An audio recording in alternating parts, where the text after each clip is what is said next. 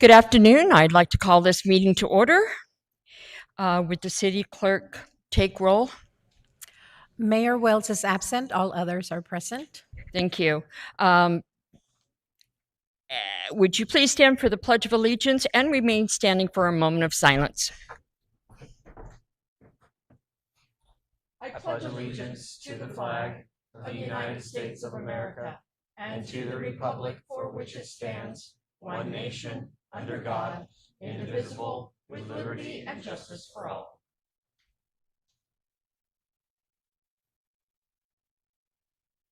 Thank you.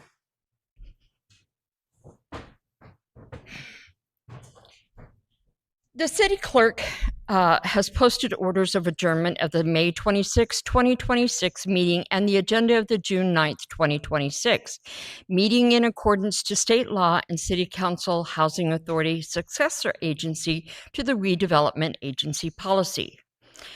There are no presentations on today's agenda. Does staff have any agenda changes? Ms. Deputy Mayor, we do have an agenda change. We'd like to remove agenda item number 12, which is consideration of a resolution establishing a downtown El Cajon community benefit district. Staff's not ready to present that at this time. We would bring that back at another meeting. There are a couple speaker slips on the matter. What I'd recommend is we either allow them to speak during public comment or they can come back during the council meeting in which we address this item. Okay. Since they're already here, we'll go ahead and allow them to give their 3 minutes. Is that agreeable with everyone? Well, the council has the option of allowing them to do that as part of, well, it's not really part of the changing the agenda. So it'd really be under public comment Okay. when we get to public comment. Okay, so those of you who are here to speak about agenda item number 12, please hold your comments until public comment, and then you can speak at that time. All right. This is only my second time doing this, so bear with me. Do we need a motion?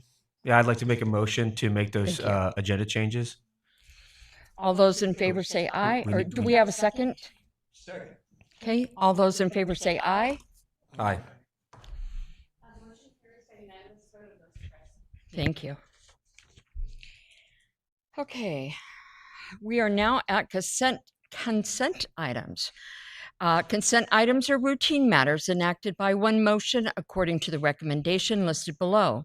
With the concurrence of the City Council, a council member or person in attendance may request discussion of a consent item at this time. Council members, do you wish to pull any consent items? Staff, do you wish to pull any consent items? Thank you. Angela, do we have any speaker cards for consent items? I have one speaker who submitted 4 cards for consent items. So if it's okay with you, we can call him up at the same time. It's for item 6789. It's from Cesar Javier. Please continue. Go ahead.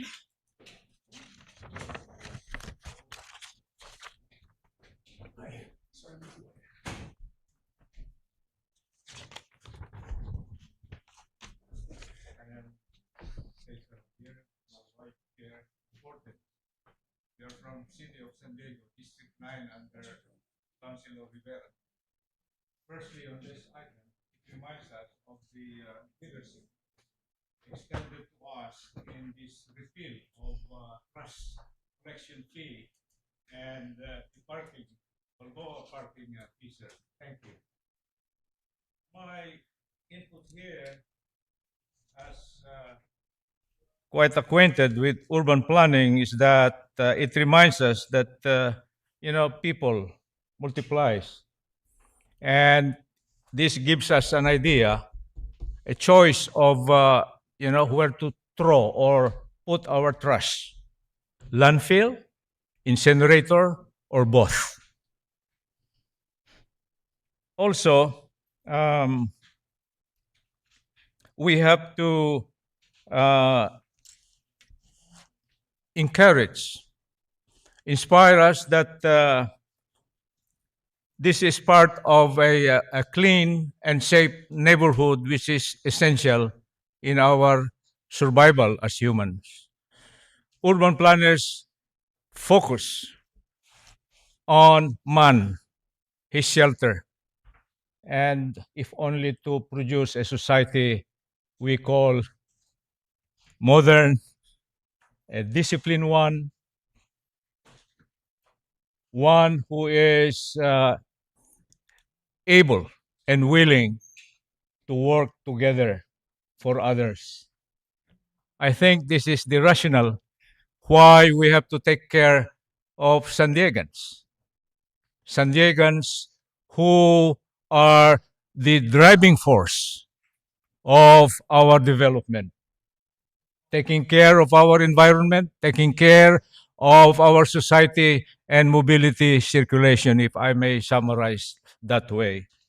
And so we congratulate because this is an important aspect of our planning, where to put that trash,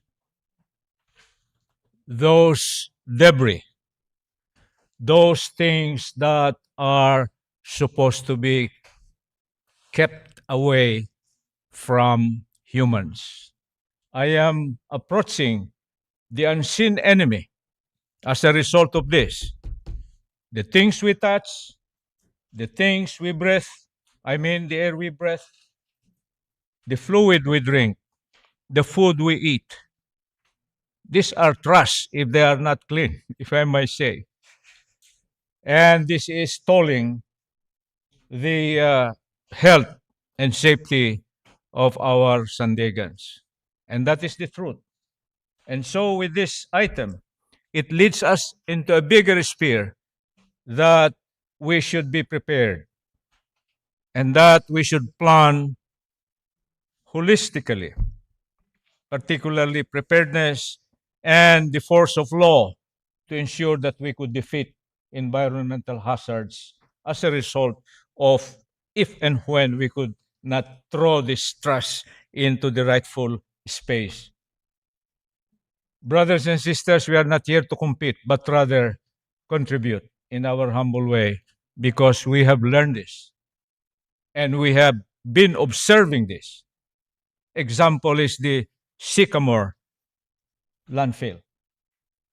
Santi is sacrificing. It may not be this period, but some future time. This is all about debris, trash. Sycamore landfill, is it rational? Or there is a better way? That's the challenge, sir.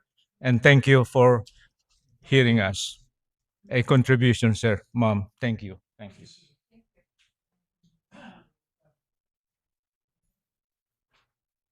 Mayor, we have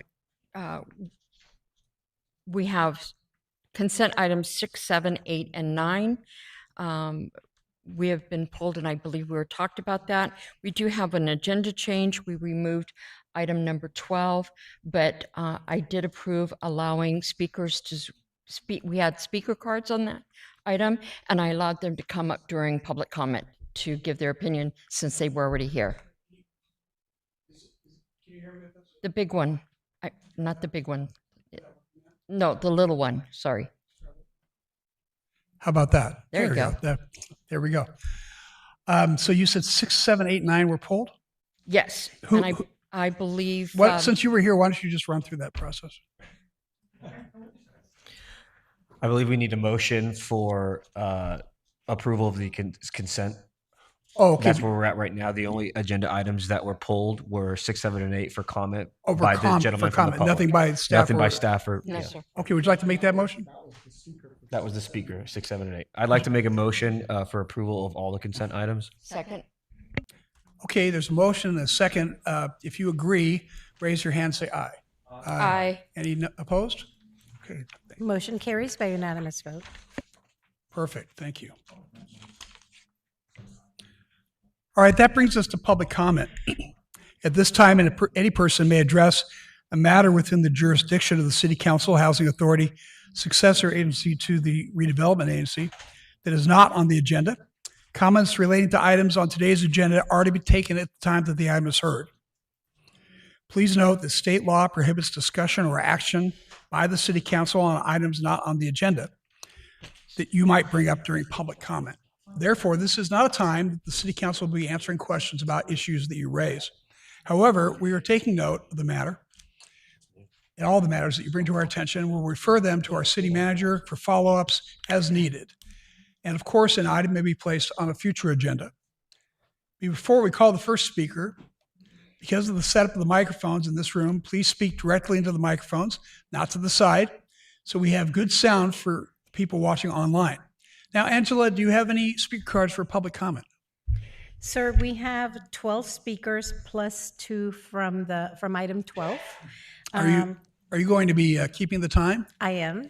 So Angela's going to use a high-tech piece of equipment called her cell phone. Yes. And when the cell phone says your time is up, your time is up. Thank you, sir. The first speaker is Cesar Javier.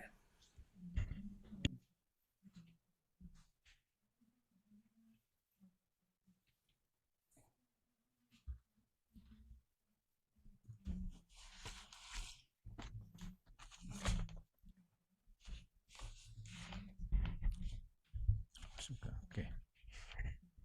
Good afternoon. Morning. I am Rita Javier from City of San Diego. Thank God we are here once more to join you and work on the healthy and fulfilling life of San Diego on their twilight years. Good governance demands a perfect union working together to ensure healthy well-being of man from conception, birth, naturally to twilight years to the grave.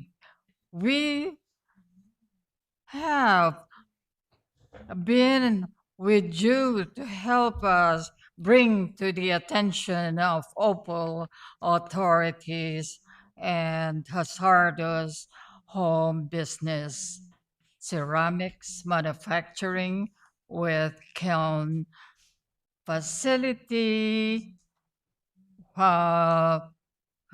which is not supposed to be a residential zone dedicated community. For 5 years.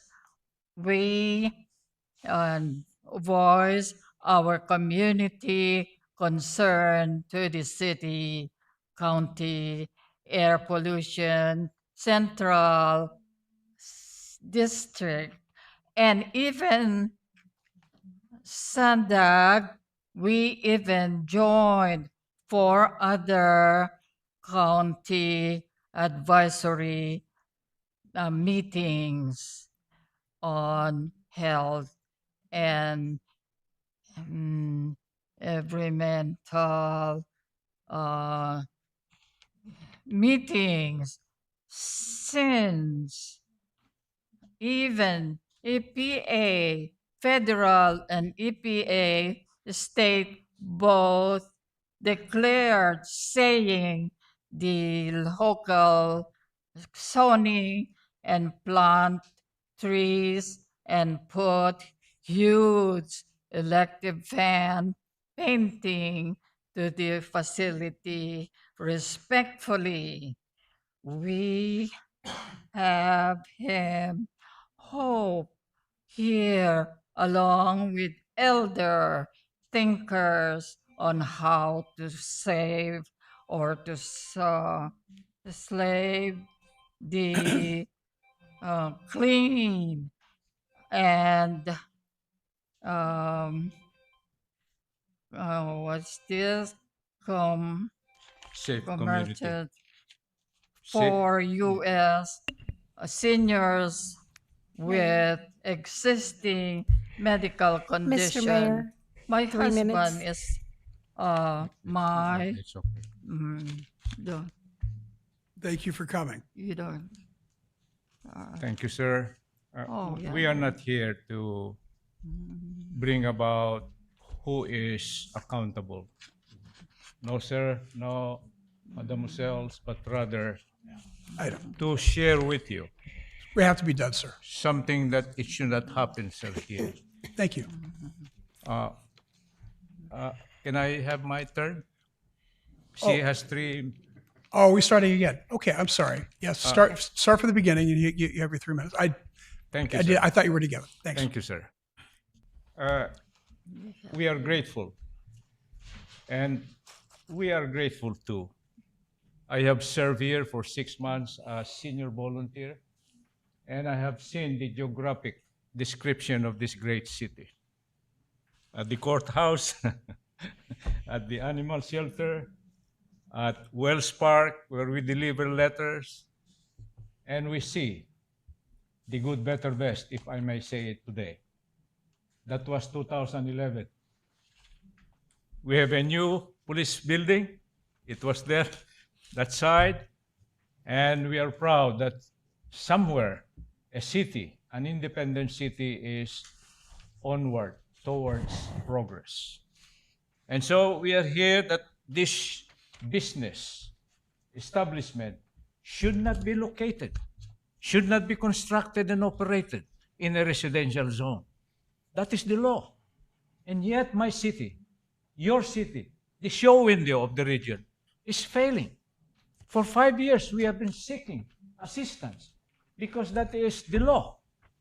We can seek representation from lawful authorities, and they point fingers. Oh, this is not our responsibility. Go to the Air Pollution Control District. And who owns the Air Pollution Control District? Mayor Gloria. Mayor Gloria, who took it out from the from the county in 2019. And we have the reason to believe that it's all about business. Collection of fish from big treatment plant like Escondido, Carlsbad. And they cannot investigate the next door's emitting permanent structure we call kiln and ceramics facility. The question now is why? This is environmental justice. This is environmental hazards. And it's stalling because we are hurt. We live in fear because it leads to respiratory disease, worse, lung cancer. And again, we are here to share with you, God, it must not be located. It should be in a proper place we call industrial zone, commercial zone. This is our experience in the show window of the region we call the 8 wonder cities of continental USA. That's what our leadership, Mr. Rivera, who is running as mayor. God help. Let's have the right leadership, because from leadership, it will really lead to heaven on earth. Thank you, sir. Thank you, mademoiselles. Thanks for coming. Thank you.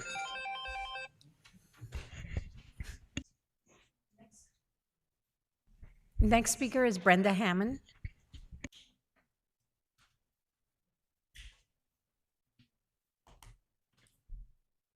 Hey, Brenda. Hi.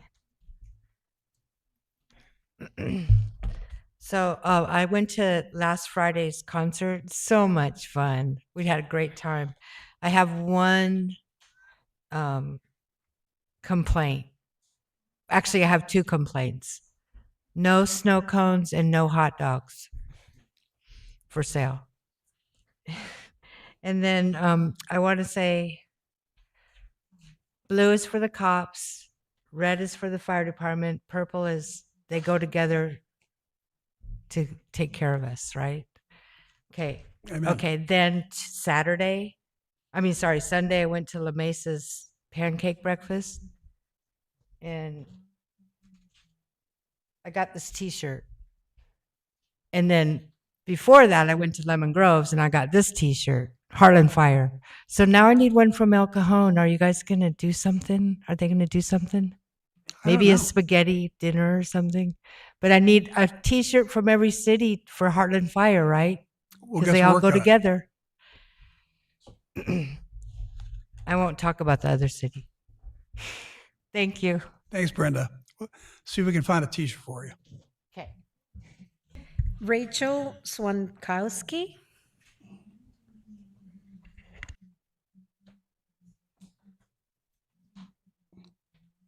Hello, welcome. Thank you. Hello, everyone, and thank you to the council.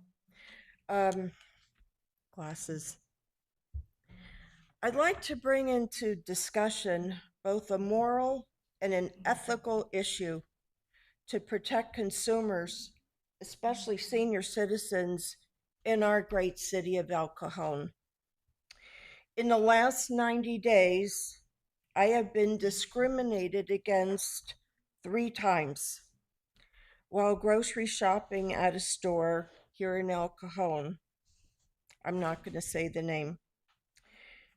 It had to do with an advertised digital coupon, which I don't have apps, don't know how to use them, tried and didn't work. I was denied, I was shamed, I was humiliated, and argued over a 51-cent digital coupon. Shaming of senior citizens is wrong. Cashiers should never argue with customers in front of other customers. This is common sense.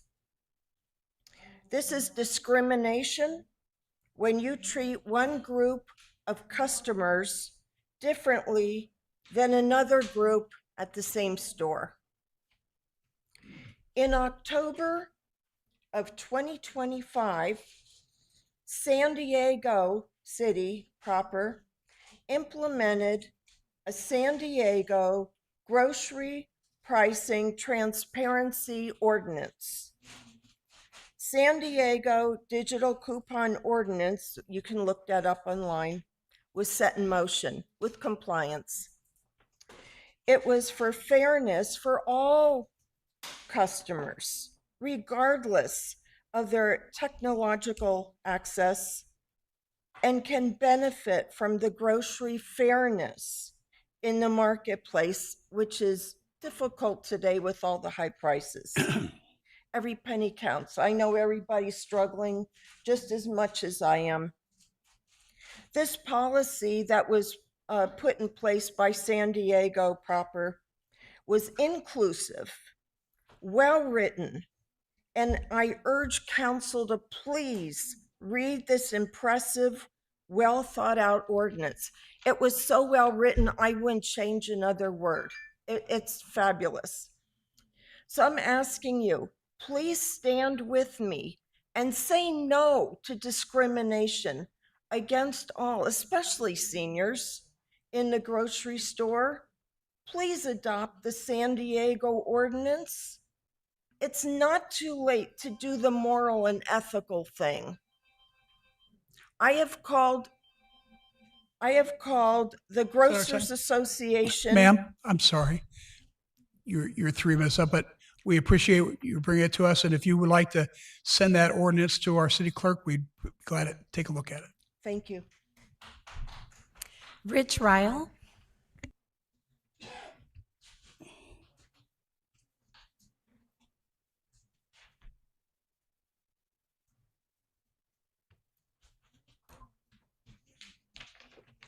Hey, Rich? Howdy, Mayor. I was going to talk on item 12 and you wisely pulled it from the agenda. I was wondering, this is 3 minutes and the other was 2 minutes. Can I just have a total of 5? No, I don't think so. We got a lot of folks today. I understand completely, Your Honor. I will do it in 3 minutes then. My name is Rich Ryle. I'm here to alert you to a serious procedural and legal problem involving the Downtown Business Partners, the City Manager's Office, and the administration of the Property-Based Business Improvement District, a district that has managed tens of millions of taxpayer dollars. I represent the 300 taxpayers in that district. At the May 6th business partner meeting, a meeting that was recorded, Marco Lamandri, speaking on behalf of the board, confirmed that the PBID records belonging to the city of El Cajon have been destroyed. He also confirmed that there is no record of any public meeting authorizing the December 9th, 2024 request for proposal for a new PBID management contract. December 9th matters because on that day, city employee Chris Berg, using his city email identifying himself as both city representative and board member of the business partners, issued an RFP that no elected or appointed body ever authorized. There is no PBID board vote, no PBID board meeting, no minutes, no agenda, no delegation of authority, no city council authorization. Yet the RFP was issued anyway. It was drafted using recommendations from New City America, a company that simultaneously held a $45,000 no-bid consulting contract and later submitted a proposal in response to the very RFP it helped shape. At the May 6th meeting, none of these facts were disputed by either the business partners or NCA staff. The problem is simple. No legal authority exists to issue that RFP.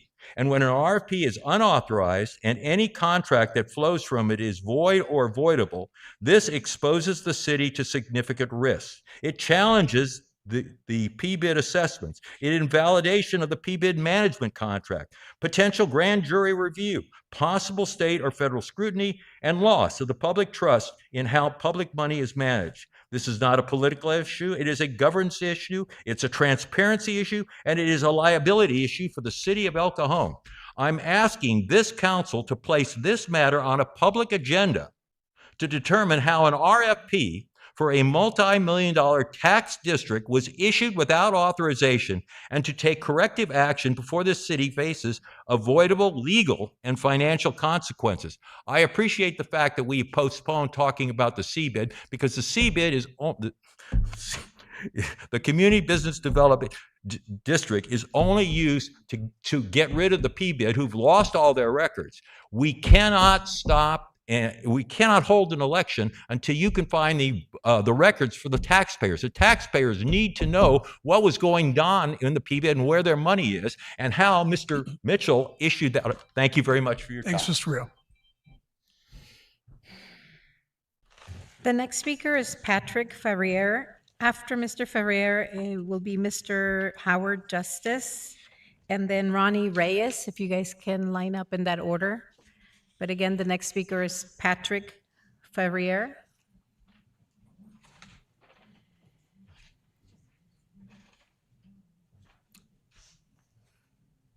Yeah, we do have a 20-second delay for the people outside. Why don't you come up, sir, and speak? We'll put him in the next in line.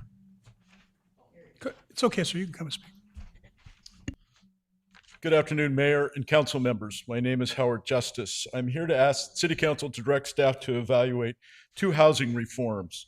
First, removing the city's 1,200 square foot ADU size limitation, and second, adopting Assembly Bill 1033 to allow the separate sale of ADUs. Many of El Cajon's neighborhoods were originally developed on 10,000 square foot or larger lots. These properties can accommodate additional detached homes while still meeting setback, lot coverage, height limits, parking requirements, and neighborhood compatibility standards. Today, if a property owner wants to create an additional ownership housing opportunity, they often must go through the Subdivision Map Act process, which is an expensive, time-consuming, and frequently makes small housing projects infeasible. Allowing larger ADUs and implementing AB 1033 would create family-sized ownership housing, support multi-generational living, provide much-needed missing middle housing opportunities for working families, teachers, nurses, first responders, and young homeowners. The County of San Diego has already adopted AB 1033. Riverside County is increasing ADU size limits, and San Diego County is evaluating similar reforms. The State Department of Housing and Community Development has made it clear that local governments may adopt ADU regulations that are less restrictive than the common 1,200 square foot limitation. I respectfully ask Council to direct staff to study these issues and bring forward recommendations for consideration. Thank you. Thanks for bringing it to our attention. Mr. Ferrier, and then Ronnie Reyes. Hi, sir. Hello. Honorable Mayor, distinguished council members, members of the public here today, my brothers and sisters in red out here that have come to speak. My name is Patrick Ferrier. I'm an 18-year firefighter. I'm a fire captain. I'm here today to speak to you about my personal experience with brownouts. Now, when we talk about brownouts, we talk about three typical side effects here. Organizationally, typically we stop building fire stations. We stop putting new resources online, and typically we do have a hiring freeze. We know we have steady population growth, generally speaking, in our area. Commensurate to that, call volumes increase. Our firefighters end up responding to more calls with less people. In turn, they experience more trauma, more stress, more propensity for injury. Being the problem solvers and doers that we are, it's inherent in our nature. We always answer the call. We go out into the public, we deliver great service, compassionate care, and we always respond to emergencies. But that comes at a cost. That cost rears its ugly head when we have problems with attrition, compassion fatigue, burnout, things that are grave consequences. But firefighters, we took an oath to the public. We serve them, and we do it incredibly well. But we bear a heavy burden.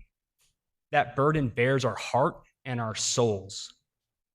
A member of our own department took their own life. I struggle to think when I look back upon this that weight and that burden had some small part in his calculation.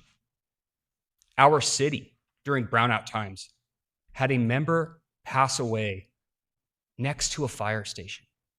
That station was covering another area on emergency response because they were browned out. We bore the weight of that decision, and it wasn't even within our purview. So when the community mourned, the firefighters mourned. As all of you are acutely aware, we are a part of the fabric of the community in which we serve. We love our people.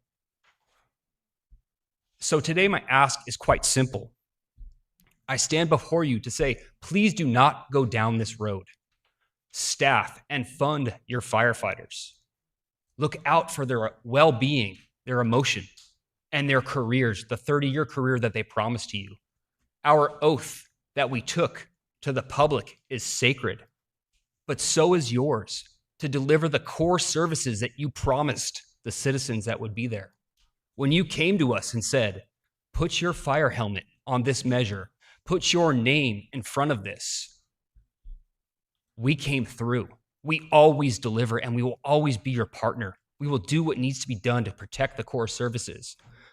But I stutter to think that you would sully our good name and break that promise with our names attached to it. I thank you for the time today, and I wish you well in your decision. Thank you. Next speaker is Ronnie Reyes, Sasha Omick, and Jeff Lashmet. Mayor, City Council, City Manager's Office. I just had a few things that I was reading in the last few weeks about residential sewer replacement and the rules that we have here in El Cajon. And I want to share a little bit about my experience and my concern, because we have some residents that are struggling where they found out that they have to pay to have their sewer line replaced all the way to the city saddle in the middle of the road. I had mine done about 14 years ago. I live on Hawthorne Avenue, 31-year residence, and I had found out about the rules. At that time, there was only 2 cities that was responsible to the city saddle and not the easement at the sidewalk. I ended up paying to have mine done for several $1,000s. I'm a little bit better off than some of these residents that are concerned at this time. I'm asking council to sort of look at some of the rules that we have and why we have to pay to uproot the roadway and hire a flagman, because I lived on a corner, and pay for all that stuff when I did my line and I actually found out that my collapse was beyond the easement, between the easement and the city saddle, which would have been responsible for the city instead of the residents. Even though I will say that I had a couple cracks on my line on the yard, so I would have replaced mine anyway for about half the price. So I know there's some concern out there that's going on with some residents, because it's a big cost.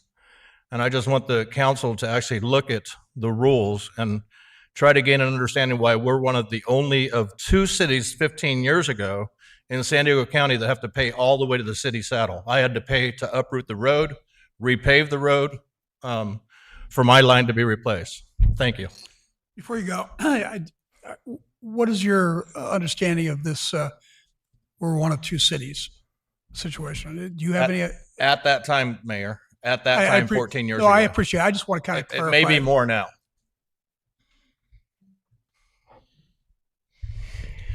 Every city in the city of San Diego County has our policy except for Poway, which does take care of the lateral from the main to the property line. Okay. Yeah, from what I understand, it was mostly easement, like La Mesa. I'm 1 block out of La Mesa. At that time, 14 years ago, La Mesa didn't have that rule. That was my understanding. That's what I read. All right. I appreciate it. Graham, if you could give the council an update sometime in the next few weeks about this whole situation, kind of educate us on this, because there's a lot of residents there's some squabble out there. There's a lot of articles that I've recently read, and that's why I brought it up. Well, I own a house too, and giving me $100,000 bill would upset me. So I understand. Mr. Omick and then Mr. Lashmet. Afternoon, Council, Mayor. Mr. Ornick. Here again for lateral sewer liability reform. Over the past several months, I've submitted public records requests, reviewed historical documents, reach out to statewide organizers, the California Association of Realtors, insurance groups, the East County Chamber of Commerce, and have an upcoming meeting with Supervisor Joel Anderson. What I've learned is this issue exceeds far beyond a single homeowner. It affects homeowners, businesses, HOAs, and future home buyers throughout all of California. This isn't an El Cajon issue. Over the whole of California, if we're looking about 20% conservative failure rate, we're looking at a $60 billion cost to the residents of California. Tonight, I'm asking respectfully that you to get this placed on the agenda somehow moving forward, so it can be an open public hearing and discussion.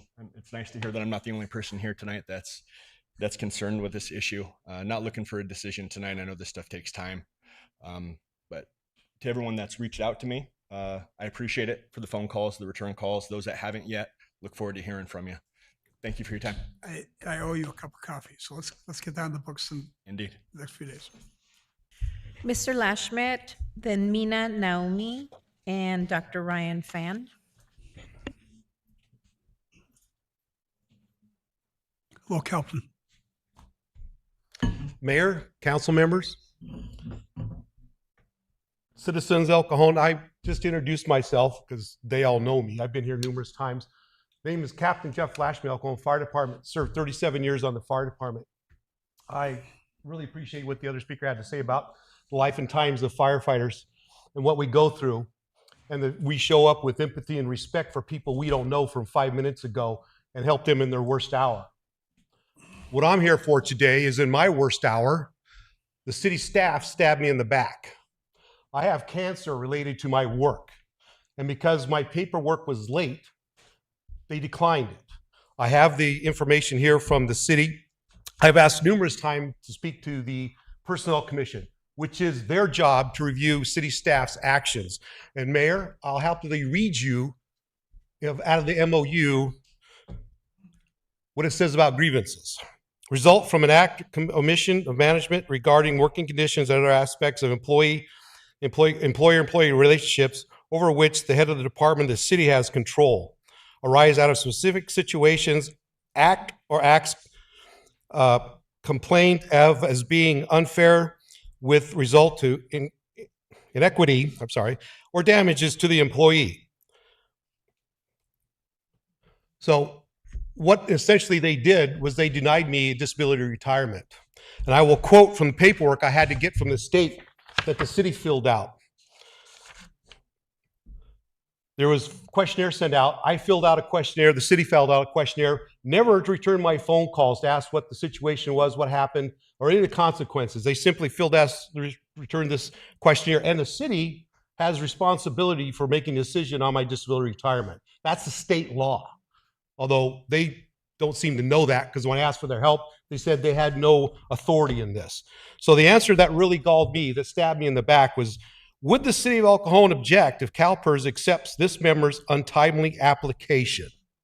Their answer was yes. Never talked to me.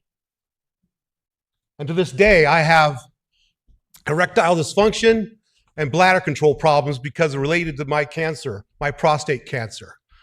So all I'm asking for, and I will be back if I can't get a concurrence from the council, and I have another one for you, another grievance, Marcella, Ms. Thorne.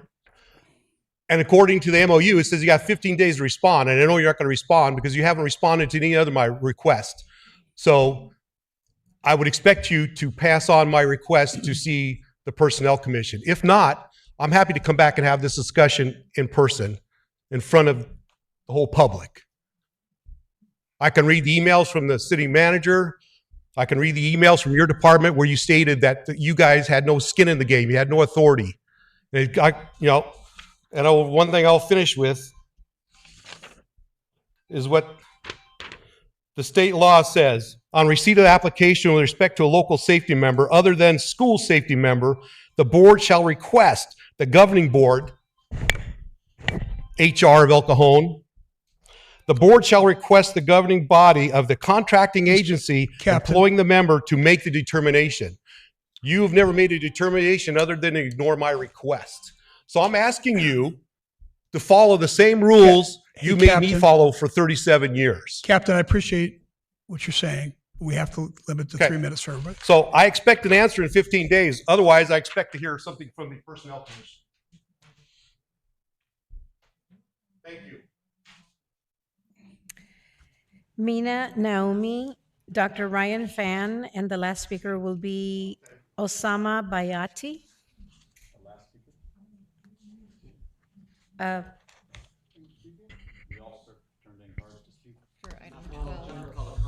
For public comment or for item 14? Okay. It's okay. Everybody will get their chance. Again, Mina? She's outside. Okay. Then Dr. Ryan Fan and Osama Bayati.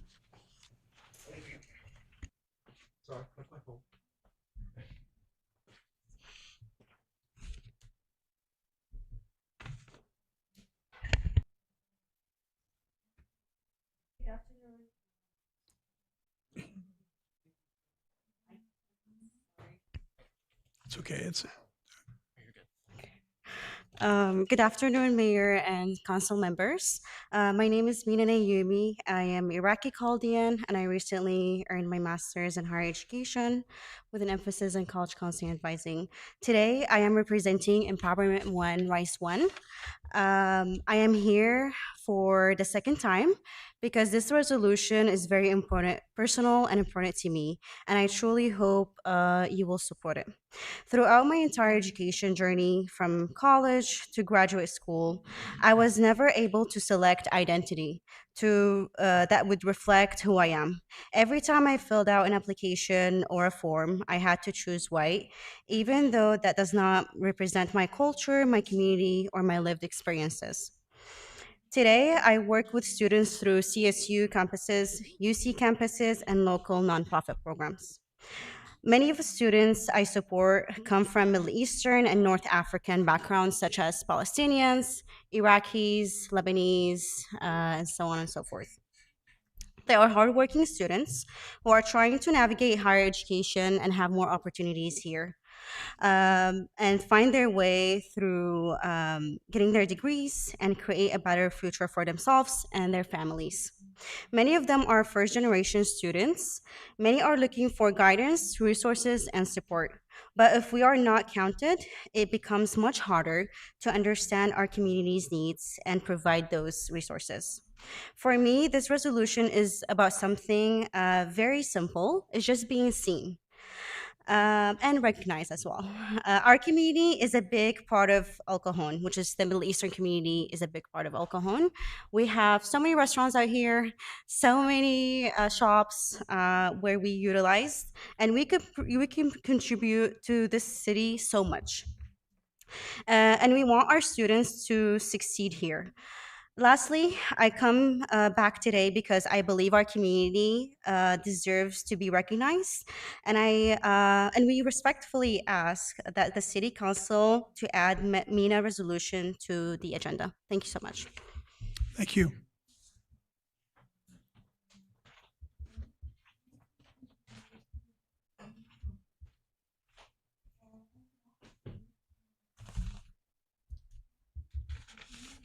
Hello, welcome. Thank you. All right. Good afternoon, honorable council members and mayor. Thank you for this opportunity to speak with you again about our MENA data initiative, which would impact over 25,000 El Cajon residents. Since we spoke at city council in April, we haven't heard any updates, so here we are once again to ask for your support. My name is Dr. Ryan Fan, and I represent Mejdal, the Arab Community Center of San Diego, located here in El Cajon, which of course we know is the home to the highest concentration of Arab Americans of any city in California. Mejdal directly provides critical services to about 3,600 residents from Middle Eastern and North African or MENA backgrounds. Many of our families are Iraqi, Syrian, Chaldean, or Kurdish, but they're not getting counted correctly in official data. Our statewide coalition drove the campaign leading to the passage of AB 91, the MENA Inclusion Act, in October 2025. Since then, we've been in ongoing conversations with state and local agencies about implementation. Last week, we had staff in Sacramento, and we currently have staff in DC, and we're hearing really concerning news. The state might further delay implementation of this data bill, and the federal data categories might not even get updated in time for the 2030 census. So that's, again, 1 million Californians, 25,000 El Cajon residents who are not getting counted correctly in the data.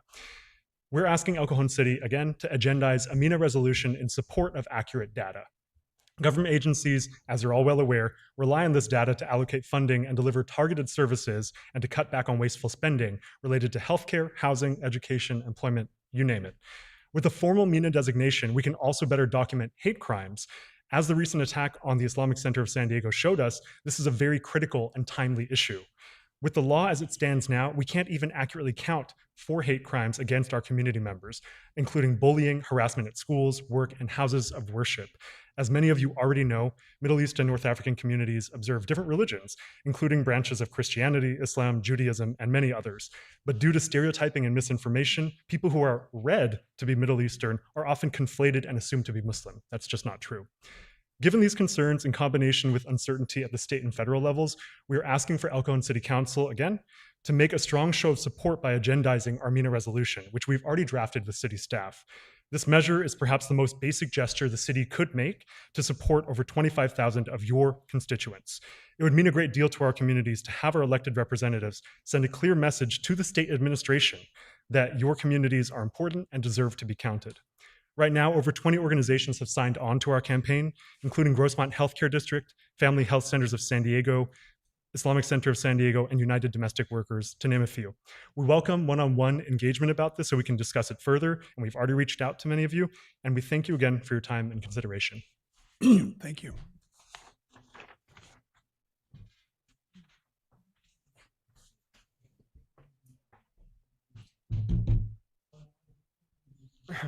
Good afternoon, Council, Mr. Mayor. My name is Osama Bayati. I am a 23-year-old college student and a longtime community leader with a deep love and commitment to the city of El Cajon. I am currently involved and serve on the Behavior Health and Advisory Board, a board that Mr. Mayor once sat on. I've also had the opportunity to connect with Mr. Wells before in the past, when I was honored to receive a certification of achievement from him regarding my research on El Cajon's homelessness, which was conducted through the Global Citizen Initiative at Harvard University. I am planning to run for the El Cajon City Council in District 1, and I would like to be on record today to raise an important concern regarding the Community Business District. Specifically, I would like to note that the individual expected to coordinate and manage this new board, Mr. Lemandry, was involved in the City Council's analysis of the downtown PVID on February of 2024, where he presented and discussed proposed operational changes to the district. During that analysis, the council reviewed structural and operational recommendations concerning the PVID. However, documented records and supporting material, which I have on my computer, indicate that information regarding the organization's standings, including suspensions, fines, unpaid taxes, and violations issued by the California Secretary of State, were not disclosed to the council at the time. I want to be very clear. I have no personal animosity towards Mr. Lemandry. In fact, I have incredible respect for him and anyone willing to invest their time and effort into rebuilding our city and making it more prosperous and secure. We need that more than ever. However, transparency and accountability must remain foundational to any such effort. I would like to note that I have made multiple attempts to reach Mr. Kendrick, including leaving voicemails in an effort to engage directly on this matter. I respectfully urge the council, and especially my opponent and the incumbent, Mr. Kendrick, to ensure that this process is handled properly this time and is even reviewed by the city attorney if necessary. If not conducted with full transparency and care, it risks undermining the public trust that our residents rightfully expect and deserve from their local government. I thank you for your time, and I sincerely wish success for the community business partners and for the continued progress of our city. Thank you. Thank you. That was the last speaker for public comment, sir. There are no written communications and no public hearings on today's agenda. We have 6 administrative reports on today's agenda. Item 10 is an update on neighborhood traffic calming. And I'd like to ask our city manager, Mr. Mitchell, to introduce this item. Thank you, Mr. Mayor and members of the City Council. If we can get my presentation up. So this is really a follow-up to a couple town halls that have occurred over the last month relating to neighborhood traffic calming. As you recall, as part of the City Council action plan, which is to reduce speeding motorists, there are 6 very distinct goals that you've set out. 2 of those goals happen to be conducting a town hall that actually occurred on April 21st, and then we held a follow-up meeting, more of a neighborhood meeting on May 21st, a month later. What's great is that we actually had 100 individuals show up at the town hall meeting. I think that's the largest attended town hall I think I've had since I've been with the city of El Cajon. And then for the neighborhood meeting with the Hamishaw Gustavo neighborhood, we actually had 40 members of the community come. As you recall, and the council was at the town hall meeting, we engaged in activity, had a lot of dialogue, and actually solicited a lot of information. A lot of the requests actually came after the meeting as staff engaged with a lot of the attendees. So that's where a lot of the requests came afterward. And then, so I want to just provide a real quick update on some of the outcomes of those meetings. So people don't think that we hold a town hall meeting and then do nothing with it. There's actually been a lot that's occurred in the last few months the last month based on these town halls. So there was actually 27 ideas or actionable comments that occurred at the 21st town hall meeting. Some of them are already completed or in progress. I'm not going to go over each of these. Council, you have the spreadsheet that shows them all. But as you can see, there's a lot of things that have already occurred based on some of the comments and the feedback. There's also 4 mid or longer range term action items that we'll continue to explore. The idea of missing sidewalks, speed cushions in different areas of the city, evaluations of stop signs, and then additional enforcement. So those are all things that are being worked on short term and long term. And the budget, which I'll be presenting later on this evening, there is some implications for some of these items, some of them slowing down because of budget constraints. For the neighborhood meeting with the Gustavo Hamishaw folks, there were 16 ideas or comments that were made. We identified them as those that can be taken immediate action, and by immediate, it means either this fiscal year or early into next fiscal year. We believe there are budget allocations in the upcoming budget out of street funds, not general funds, but street funds that will allow us to accomplish some of these. Painting, and these are, by the way, some of these ideas staff had thought through, but the majority of these ideas came from the residents of those neighborhoods. So we're really grateful for their input and their feedback and their creativity. But one is painting the miles per hour legend on the actual street itself. We're going to be doing that. Some feedback signs on Hamishaw. Rumble strips, as you recall, if you've ever driven northbound on the 125, as you get near the end of 125, there's some strips there that rattle. We're thinking about placing those northbound on Hamishaw in an area where there are no houses, because they can create some noise. Just one set of them, and let's see what works. We'll do some analysis of before and after speeds and see what kind of impacts they have and what kind of noise they create. And if they make sense, the neighborhood may want to expand those. We're requesting the HOA to remove a tree, and then the city would replace that tree with a smaller tree. One of the ideas came from Danny, who is one of our neighborhood organizers in that area, is putting the Gustavo Hamishaw intersection on blinking red at nighttime. So during non-hours, it'll just always be red at both directions. And as people come to the intersection, then it will turn green, but that will help slow traffic down. Installation of metal beam rail, a guardrail, about 500 feet of it, near the condos along Hamishaw and Gustavo. And then we've authorized overtime expenditures for the police department for some enforcement details, that some of which have already occurred, and the staff report identifies and documents some of the progress that we've already had. From a longer term or mid to long term actions, looking at speed cushions in those neighborhoods, especially in Gustavo, looking at some always stop requests. We'll have to run some analysis on whether that makes sense.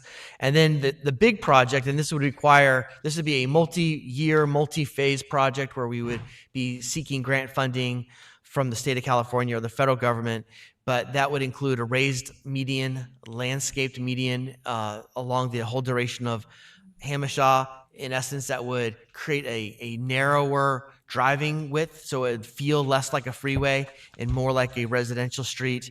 It would also potentially include an additional traffic signal, and then would also include a pole with mast arms going over the street, reminding people to slow down. I have images if you'd like to see what those look like, but I think we've all seen them. So for the near term, our thoughts would be we would continue to evaluate a lot of the requests that we received. We'll begin the implementation of the near-term improvements, both that came out of the town hall and the neighborhood meeting.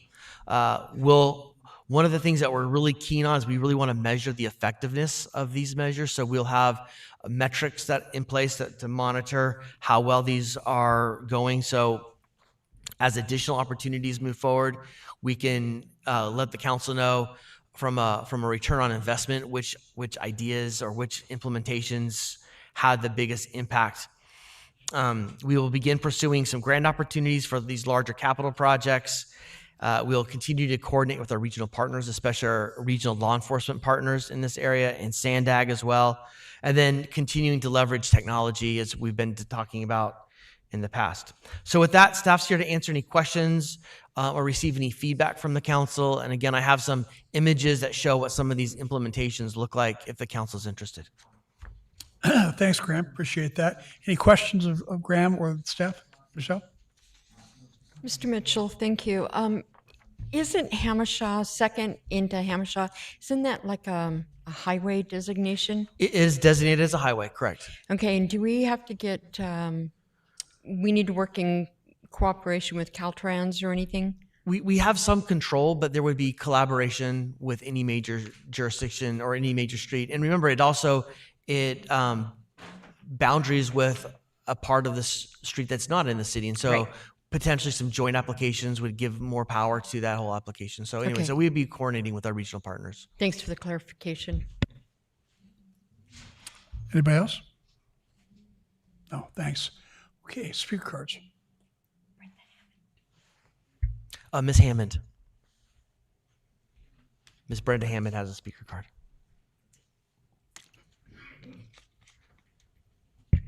Hi, Brenda. Hi. I remember when that was a horse trail. Remember at a recent city council meeting when I commented about the traffic control speed limit cameras? Well, ever since that comment, when people see me driving in El Cajon, they slow down. So I may be more effective than those cameras. So here's my question. Are you going to Are you going to pay for me to be the traffic slowdown person in I was just going Alcohol? to ask you if you're looking for a job. or I'll even accept a motel room for one night. and it's true. There's a street in Lemon Grove that Graham probably knows about, Central Avenue. And it's the same thing. I go visit a friend, John Elwood. I go visit a friend on Central, and the same thing. People slow down, and we're trying to get speed bumps there. So, yeah. So, anyway, I'll take a motel room for a night, just one night. Thank you. Thanks for the offer, Brenda. Thank you. No other speakers, sir. Okay, thanks. So I'll bring it back to council for discussion. Yes, Steve, please. Okay. Thank you for a thorough analysis of a lot of different opportunities. The rumble strips, I guess we'll let play out, but I'm sensitive to, there are 21,600 cars that go combined both ways. I'm concerned about penalizing people who really aren't the problem. If the 85th percentile is at, I think, 51 miles an hour, 85% of the people are going to have to drive over rumble strips that really, they're not the problem. So I guess, you know, we can try it. I was thinking more rumble strips on the edge, that when people drift because they're not paying attention, then they would get a wake-up call, much like we have indented on freeways and highways and things. So I'd ask for a reconsideration on that. I talked to some neighbors about the guardrail. They think that's an excellent idea, especially short-term. The insurance for the homeowners association in that side of the road 6 years ago was $31,000 a year, and last year it was $599,000 because of the claims, likely, of 2 accidents where somebody drove into residences there. So I think guardrail would be a great way to show the people that we can move quickly to save them money, if not their lives, on that. I did talk to one of the ladies today whose car crashed into her unit in May of 2025.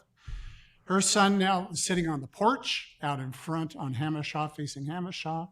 One of the neighbors came by and said, "Are you sure you want to sit there? It's dangerous here."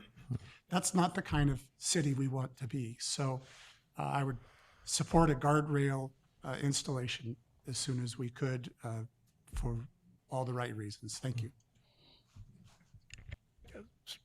Yeah, Gary, please. Yeah, I agree with Councilmember Goebel. Thank you, Steve. I think the guardrails are something that need to be done sooner than later. Graham, what would be the process of that? We have to agendize that and bring it back? No, we think it's within our staff's budget. If it exceeds it, we'll bring it back for council authorization. We might even have it within an existing agreement with a supplier, so we may actually be able to move on it pretty quickly. And what's your opinion on it? What's that? What's the city's opinion on guardrails? Oh, staff's recommending those. Okay. Yeah. So there's a plan. Mr. DiMaggio is working with our engineering team to implement that plan.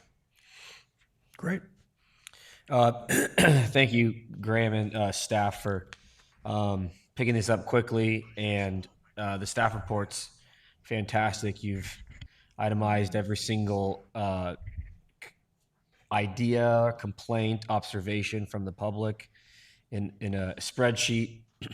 So I would just encourage you to continue down the path that you're on, trying to determine the best relative solution for the different problems, whether it's, everything you've referenced, angled parking, narrowing travel lanes, rumble strips, the guardrail. I mean, it's going to really be a trial and see how the public likes it. There's trade-offs on everything. So, yeah. I mean, the great thing about the guardrail, not the guardrail, but the rumble strips, they can pop off pretty easily, right? Yeah. So it's not a permanent thing. It's not a permanent thing. Right. And if it becomes annoyance, then we can remove them. If it works, then maybe it's something we want to consider in other places. So Thank you. All right. Would somebody like to make a motion? Yeah, your feedback's helpful. We'll move forward and implement. Okay, fine then. Thanks. Item 11 is I'm sorry. Item 11 is a presentation on Assembly Bill 2561, city vacancies, recruitment, and retention efforts. And I'd like to ask staff to come and tell us all about this. This one? Okay. Hi, everyone. Honorable Mayor and City Council members, I'm Megan Blake, the HR Manager. I am presenting on the city's position vacancies and recruitment and retention efforts as required by Assembly Bill 2561. So for today's agenda, we'll go over what the state law is, intent and requirements, vacancy rates, and then recruitment and retention efforts. So, effective January 1, 2025, Assembly Bill 2561 added Government Code 3502.3, imposing new obligations on public agencies related to tracking and presenting information on job vacancies. AB 2561 declares that job vacancies in local governments are widespread and significant problem for the public sector. High job vacancies impact public service delivery and workers who are forced to handle heavier workloads, with understaffing leading to burnout and increased turnover. AB 2561 requires that on an annual basis, public agencies assess and address vacancy rates and recruitment and retention efforts, including any obstacles in the hiring process. The agency must then present this information at a public hearing before the governing body. If an employee group has a vacancy rate of 20% or more, additional information on those vacancies can be requested by said employee group. All employee groups at the agency must also be notified when the presentation will take place and are entitled to make a presentation of their own if they choose. So next slide represents the vacancy rates for the different employee groups here at the City of El Cajon. You'll see the first one there is 829 executive and unrepresented employees at 15%, El Cajon Municipal Employees Association at 12%, El Cajon Professional Firefighters Association at 19%, El Cajon Police Officers Association at 4%, El Cajon Police Officers Association Management Group at 0%, and El Cajon Mid-Management and Professional Employee Group at 15%. And as last year, we take this number based on December 31st of the previous year. So for us, it's December 31st, 2025. The overall city vacancy rate is 11%. So now I'll talk about recruitment efforts for all departments except for the fire department. In addition to posting on governmentjobs.com, HR will often post position on association websites. So for example, engineering positions are posted on American Society for Civil Engineers.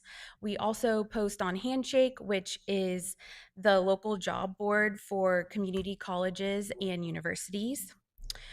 We tried a new tactic this year for the the maintenance worker 1/2, where we posted flyers with QR codes at the recreation centers and then also advertised that with the San Diego and Imperial County recreation boards with the help of our Parks and Recreation Department.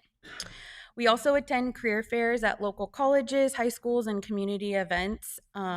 For example, the police department has a recruitment committee that helps make this happen. Additionally, we always post on LinkedIn and social media when positions come up. We continue having our partnerships with San Diego State. We work with the Public Administration Program as well as the Criminal Justice Program. Interns have worked in different departments, community or city manager, community development, engineering, and then as well as the police department. Next, we have continued our partnership with the World of Work program with Bastonia Global High School. So in 2025, we had students working with the Fleet Maintenance Division at Public Works, and then again with Fire Department. Lastly, we have the ongoing police cadet program that exposes the next generation to the police professions and the city of El Cajon in hopes that we're the preferred provider when they become eligible for these types of positions. So next I'll talk specifically about the fire department. As previously said, ECPFF had the highest vacancy rate for 2025 at 19%. This is due to adding positions for Engine 208. So one shift or 3 positions were added as part of the fiscal year budget 25-26. And the second and third shift, or 6 positions, were added as part of the SAFER grant awarded on September 25th, 2025. So in addition to the 2 Engine 208 vacancies, we also have our regular vacancies attributed to retirements and resignations. Something to note, the vacancy rate reported for December 31st in 2024 was 5%. And if you're to look at the vacancy rate as of today for the fire department or the fire ECPFF group, it's 7%. So kind of back to addressing the recruitment efforts for these vacancies, we began with creating 2 new classifications specific to the fire department, and that's fire recruit and firefighter trainee. Fire recruit is an entry-level position that is an at-will, non-sworn 40-hour week classification for individuals who have their emergency medical technician or EMT license and need to complete still a firefighter academy. Based on their qualifications and completion of the fire academy, these individuals would be eligible to promote to firefighter trainee or paramedic firefighter. Next is the firefighter trainee position. It is an entry-level classification represented by ECPFF, and this is for individuals who have their EMT license and a fire academy, but are still looking to gain their California paramedic license. So this position has a 3-year probationary period that will focus on fire skills in the first year, and then support employees to go to paramedic school in years 2 and 3. Once employees have their California paramedic license, they would be eligible to promote to paramedic firefighter. Both of these classifications were recruited for in 2025, and I have some statistics on those recruitments. So fire recruit was first advertised in early 2025. We had 356 applications. 252 candidates were invited to participate in the testing process, and after interviews, we had 81 who were referred to the department for selection. For firefighter trainee, we advertised for this in the late part of the year 2025. We had 460 applications. 100 candidates were referred to the department, and over 72 interviews were conducted. In addition to these 2 recruitments, we also ran 3 recruitments for paramedic firefighter. This resulted in 103 applications, with 6 people being hired from those recruitments. For fire positions, we again always post on governmentjobs.com as well as Handshake. And specific to the fire service, we have daily dispatch, and this year we added fire engineering. We also hung a banner on the corner of Civic Center Drive and Magnolia to try to capture people driving by.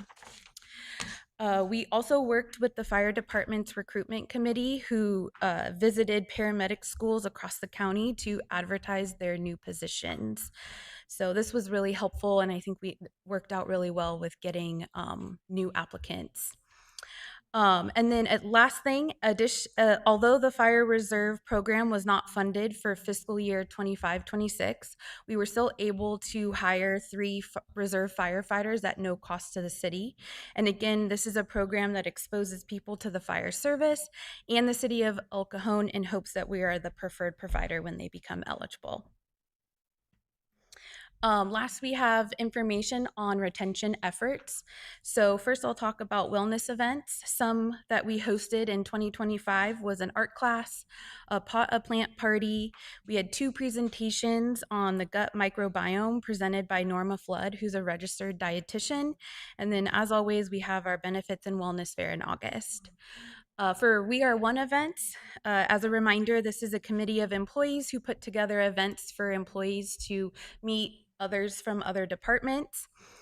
Some events that were coordinated in 2025 were Wear Your Favorite Jersey Day, costume contest at Halloween, and then a toy drive in December. We also do succession planning and training and development. For example, new supervisors and new leads are encouraged to attend the Supervisors Academy that's hosted by the GTA. That is the conclusion of my presentation, and I am available for any questions. Thanks very much. Nice report. Any questions for Steve? Start. Just one. For the new classifications of recruit and trainee, when they go through paramedic school, who pays for paramedic school? The city's planning to support those employees going through the program. And to support mean that we would pay, or we would? And then work around their schedule so that they can attend school. Okay, thank you. And that's for firefighter trainee. Okay. Is there any obligation that they have after completing paramedic school if we pay for paramedic school? We are not allowed by law to I don't think you enforce can. anything like that. Yeah. Okay. Gary? Yeah, how many firefighters do we have now compared to how many we had, let's say, 3 or 4 years ago? We added the 9 positions for Engine 208. So I think it's like 15, 15, 21 plus 9, 30, 50. So 60. We have 60 now, and previously it would have been 51. We have 50 now. 60. Well, yeah, we have 60 positions now. Okay, Mhm. as opposed to what we had in previous years is 51. 51. Okay, thank you. Any other questions? Okay, thanks. Nice report. Yep. Yeah. Okay.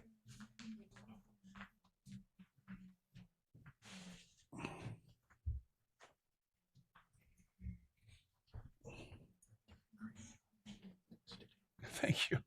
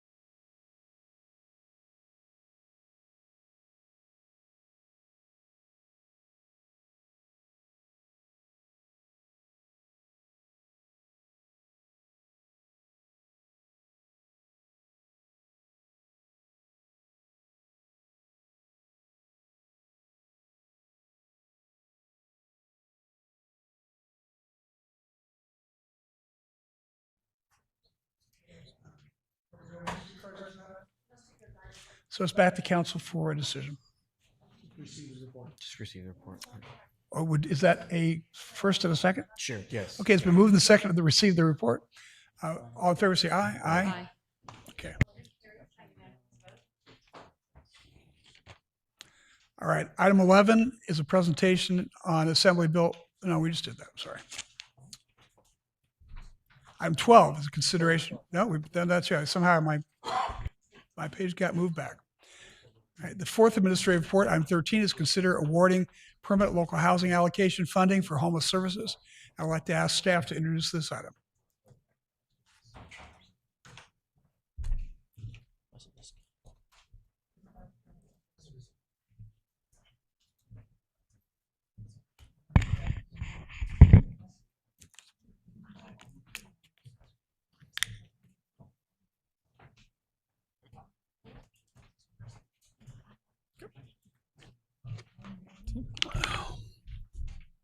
Good afternoon, Mayor and Deputy Mayor and City Council members.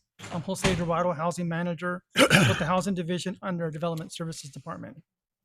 Today's presentation provides a summary of the recommendations for PLHA funding for homeless services. As you are aware, the Permanent Local Housing Allocation Award provides local governments with funding for eligible housing and homeless services activities. On September 9, 2025, City Council approved the City PLHA spending plan to be used for homeless services. The plan was then submitted to HCD for review and approval. On February 10, 2026, the City Council approved Deputy Mayor Michelle and Councilmember Ortiz to be part of an ad hoc committee to review the PLHA homeless services applications for emergency shelter, navigation center, and homeless outreach. The ad hoc committee reviewed the applications and provides the following recommendations.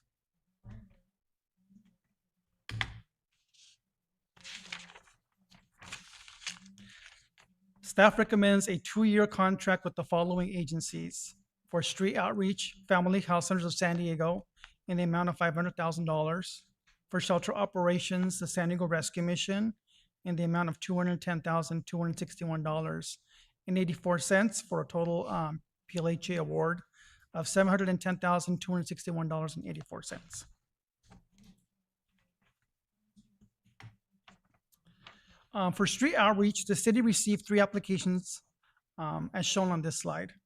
Recommendation is to award to Family Health Centers of San Diego for a 2-year period. The highest rank, they were the highest ranked proposal and demonstrated capacity to provide comprehensive street outreach services.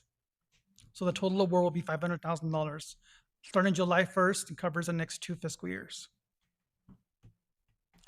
For Emergency Shelter Navigation Center, the city received 2 applications as shown on this table from the San Diego Rescue Mission and East County Transitional Living Center. And the recommendation is to award the funding to the San Diego Rescue Mission for a 2-year contract term beginning July 1st, 2026, for a total amount of $210,261.84. Staff recommends City Council adopt the resolution, approve the ad hoc funding recommendations, authorize the agreements, and authorize the city manager to execute the agreements and make any necessary changes. That concludes my presentation. I'd like to thank the applicants who submitted proposals and to the ad hoc committee members who reviewed the proposals and provided these recommendations. Staff is prepared to answer any questions. Thank you. Questions? We'll go start with Gary.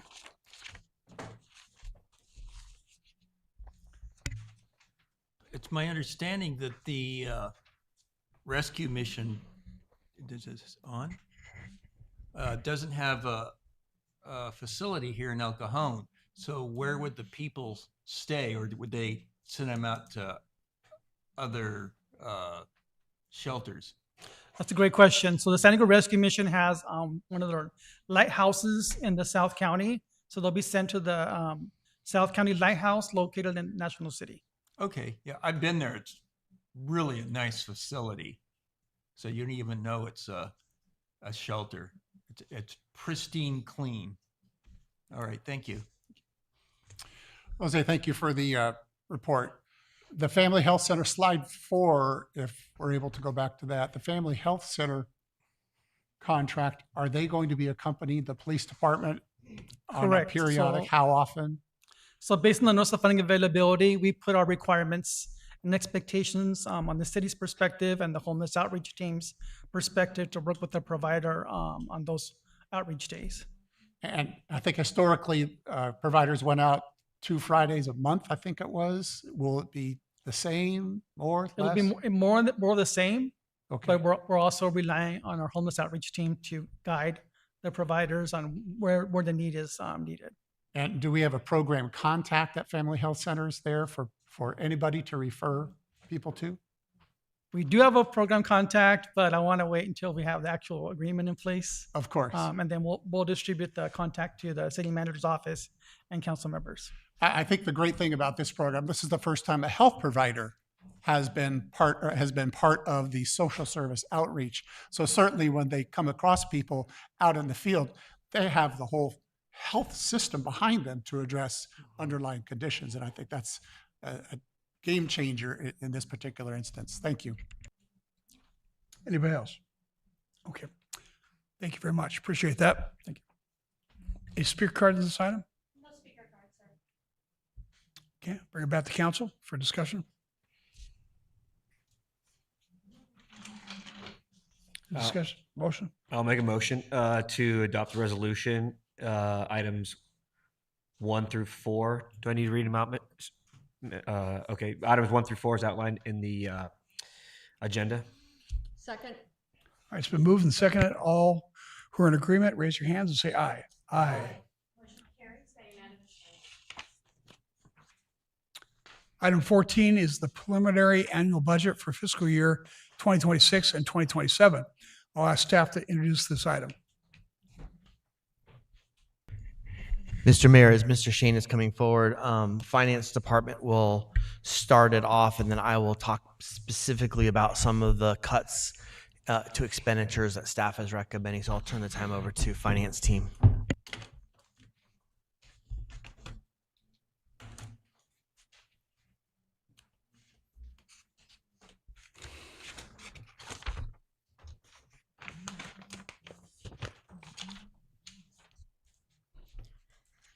Good afternoon, Mayor and members of the City Council.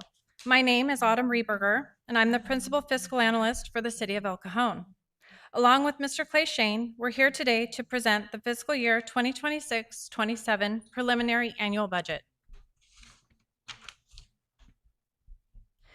Today's presentation, we'll discuss the budget process, the economy, a review and update of fiscal year 2026, an overview of the 2027 budget.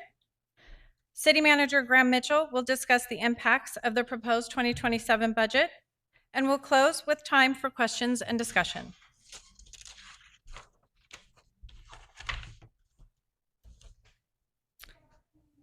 Looking at the budget process, we refer to it this way, but I want to make sure it's understood that the budget cycle is more of a continuous flow.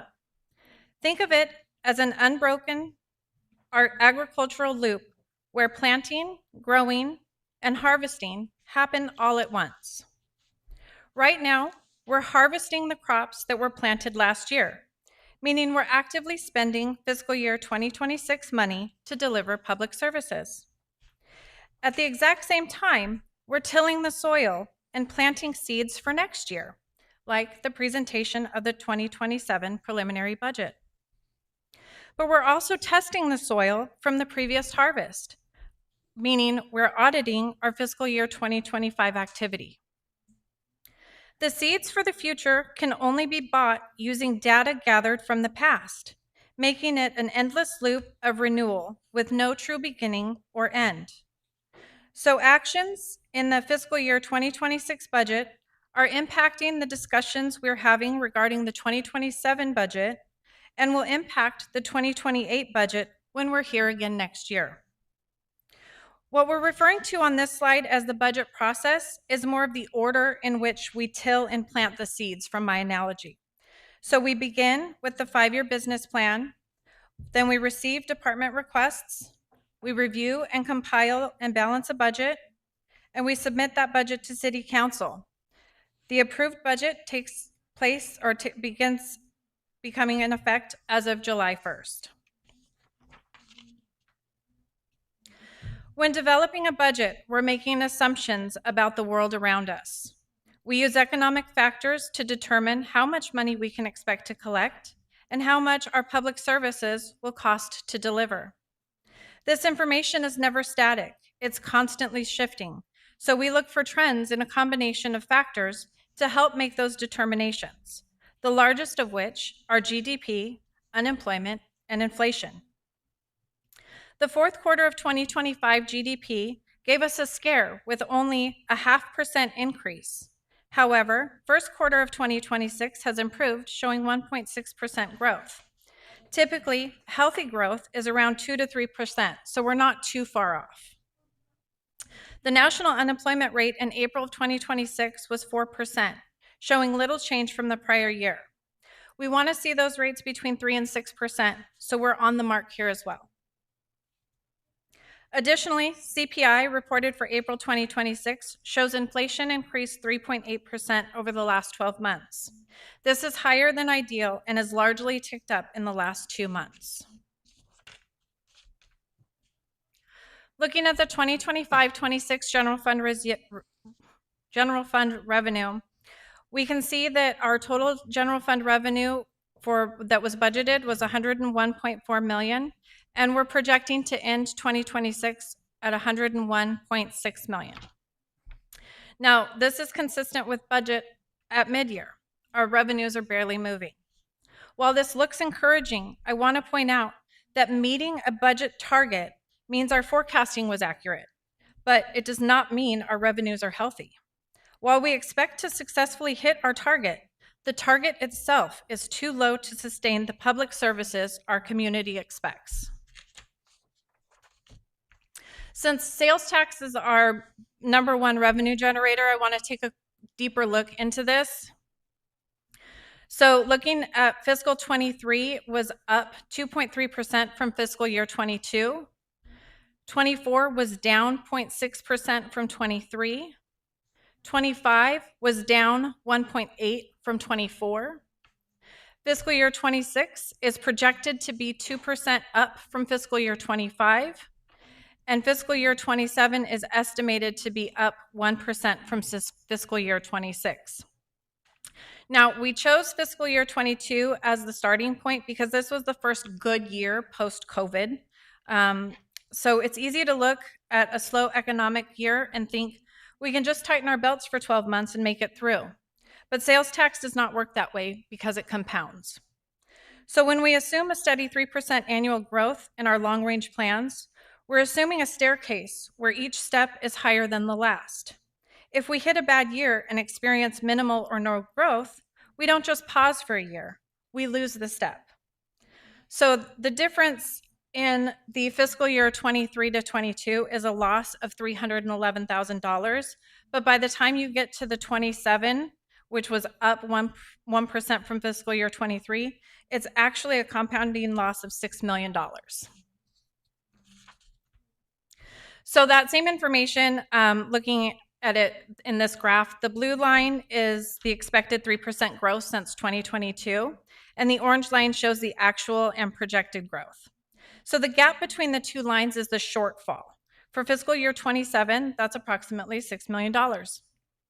Ideally, revenues and expenditures should grow at a similar rate over time to ensure stability.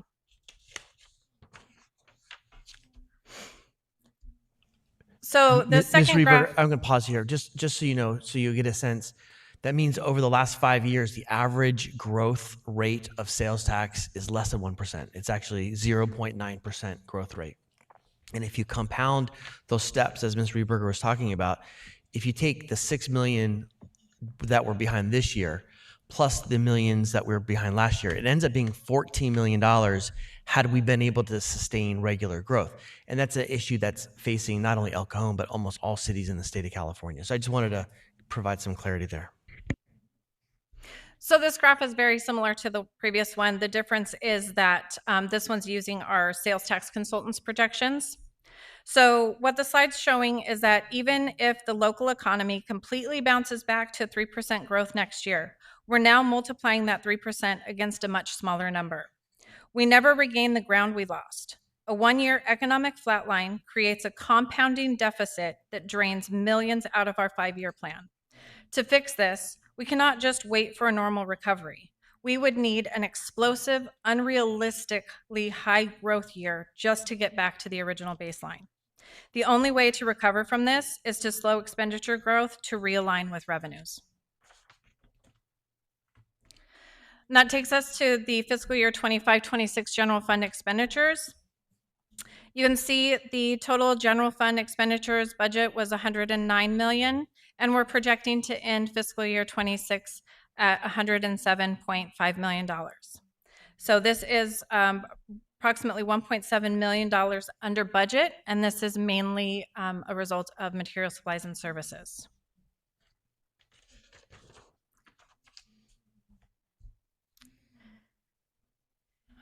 So our 2025-26 projected results, you can see our revenues and expenditures.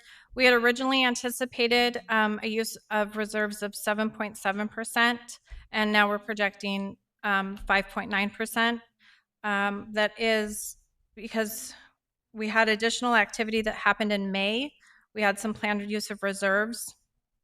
We had budgeted an additional $5.7 million, appropriating a significant use of reserves, most notably $2.5 million for the Station 7 remodel, $1.6 million for the transfer to self-insurance fund, and the addition of the 6 fire staff for Engine 208.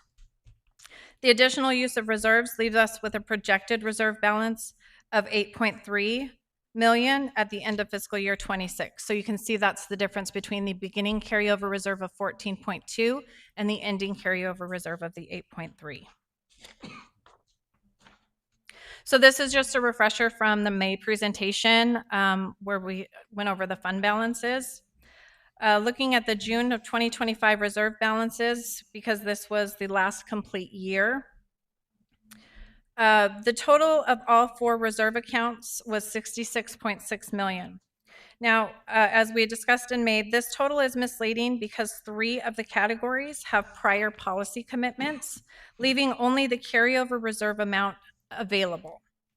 And as the prior slide showed, that $14 million has been reduced to approximately $8 million due to the use of additional reserves at mid-year. Moving on to the 26-27 preliminary budget, this is the cover that we'll be using for our budget this year. This photo was taken by one of our staff members, Jesus Velasquez, in our Development Services Department. He graciously allowed us to use the beautiful picture, captured a double rainbow over City Hall. So once this document is completed, it will be available on the city's website. And now I'll turn the remainder of the presentation over to Clay to present the 2026-27 preliminary general fund budget information. Good afternoon, Honorable Mayor, distinguished members of the City Council. For the FY27 annual budget, we propose a spending plan of $277.5 million, the largest component of which is the general fund at $105.7 million, but also includes $31.3 million of special revenue fund spending, $41.2 million of existing capital project funding. Want to point out that due to some of the unique circumstances of this budget year, we did not address any new CIP spending as part of this budget process. We will be doing that work prior to returning for the first quarter report, at which time we will talk about any new CIP projects we are seeking your approval of.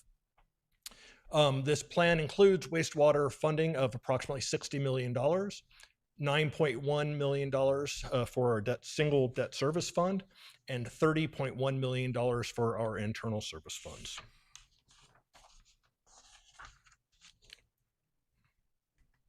Getting clicker happy here, sorry. I didn't realize you were using it. Sorry. Personnel is the single largest component of the budget, as typical.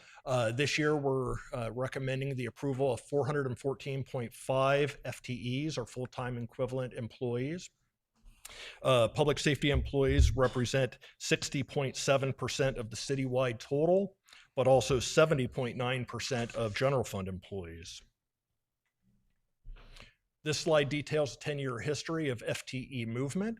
Couple things I want to bring to your attention. The two far right-hand columns include the 26 and 27 totals, and we can see the addition of 6 positions here. The reason that is significant is most of the net growth in FTEs overall is due to positions added solely using wastewater funding.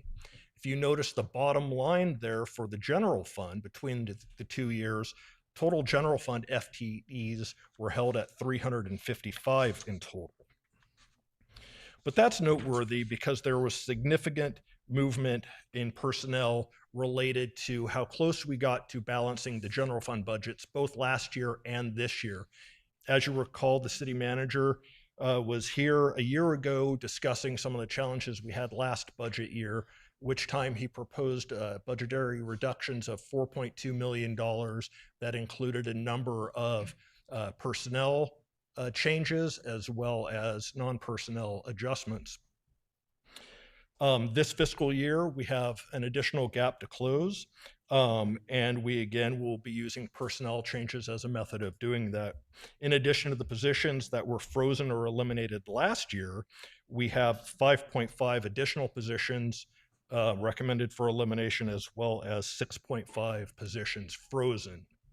I want to take a minute and talk about the distinction between those two positions, or titles, the frozen and eliminated positions. Generally speaking, eliminated positions are those positions that either provide redundant services, services that maybe are no longer needed, or we have other delivery options for them. Frozen positions are those positions that we feel are critical to city operations, that long-term we need to hang on to them, but we perhaps can go a year or two without funding them. There's a couple of unique ones here that might throw off these numbers. Top line for 26 was the cessation of the 10 overhires of police officers in 26. That was adopted as a temporary measure to help recruitment in the police department. So perhaps those shouldn't count in your totals.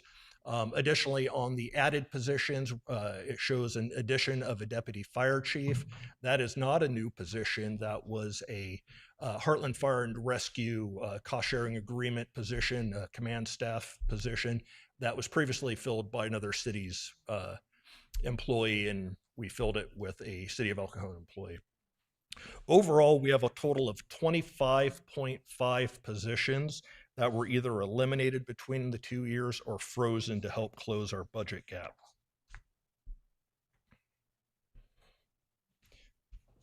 So in December of 2025, we issued our 5-year report, at which time we were projecting a deficit in 27. So we did see this coming. We concluded that report with this following paragraph, and I think it's worth reading because there's a couple of important things said here. Significant reductions were made to the general fund operations for fiscal year 25-26 annual budget. These mitigation actions, austere in some cases, will likely need to continue in the near future in order to keep the general fund approximately balanced. The mixed news of revenues beginning to return to normal patterns, cuts made to the general fund for fiscal year 25-26, and the addition of an additional fire engine company leaves the general fund with a challenge to balance future budgets. Overperforming revenues will ease this pressure. However, should revenues soften instead, additional cuts may be necessary, and that's where we find ourselves. So the highlights, or noteworthy points maybe, of the 27 preliminary budget, at least as it pertains to the general fund, includes the reduction of anticipated revenues. Revenues, specifically sales tax, have softened since our 5-year report. We do include in the 27 budget the full implementation of Engine 208. I want to clarify some language on that because from what I understand, there's some misunderstanding about what is meant by that. But in the 2027 budget, all 9 positions, 3 captains, 3 engineers, 3 paramedic firefighters for Engine 208 are authorized and funded as part of this budget plan. However, not included is another year with no general fund CIP program funding, no general fund fleet replacement funding, and we really have minimized the funding for internal service funds. This one concerns me a little bit. If claims against the city and worker comp claims continue at the rate we've seen the last couple of years, I think there's a very good chance we'll have to come back at mid-year seeking additional funding there. And lastly, noteworthy are the expenditure budget reductions that the city manager will discuss here in a moment. On the revenue side, we're anticipating total revenues of $104.3 million. This slide is typically highlighted by the major contributions of the sales tax components and the property tax components. This is almost old hat at this point for many of you. I do want to point out one thing though. With the softening of sales tax, we've seen the proportionate contribution of sales tax diminish over time. There was a point when those categories, property tax and sales taxes, contributed to almost 80% of general fund revenue, and we really see that softening. It's somewhere around 73, 74% now. This table details the anticipated revenues in our major revenue categories. I will not read that to you unless you want me to. The highlights here are total revenue growth between estimated 26 and 27 of $2.7 million. Sales tax is soft, although growing, and we were surprised by a little bit better than originally anticipated growth in the other categories. On the expenditure side, we propose a plan for the general fund of $105.7 million. You can see in this pie chart that the largest contributors to that, of course, are the police department at 50% of general fund spending and the fire department at 23% of fire department spending or general fund funding. Together, public safety is 73% of proposed general fund spending next year. Detailing out by function, this compares the amended budget to the proposed 27. The biggest change there is in other financing uses. We show a reduction of almost $3 million between years. That is the combination of $2.5 million being transferred from general fund reserves for the Fire Station 7 remodel and approximately $400,000 to the IT fund for police department technology. Those were one-time transfers. We don't see them in 27. Next biggest change is a reduction in the police department's budget of approximately $1.5 million and an increase in the fire department budget of just shy of $1 million. Against the originally adopted budget, this also represents a $2.3 million or 2.3% growth. By category, we can see that salaries and benefits is still the largest component. However, I'll point out that of the capital outlay and transfers wedge, the green wedge, the majority of that is POB transfer. So once you normalize for that, personnel costs constitute approximately 79% of proposed general fund spending next year.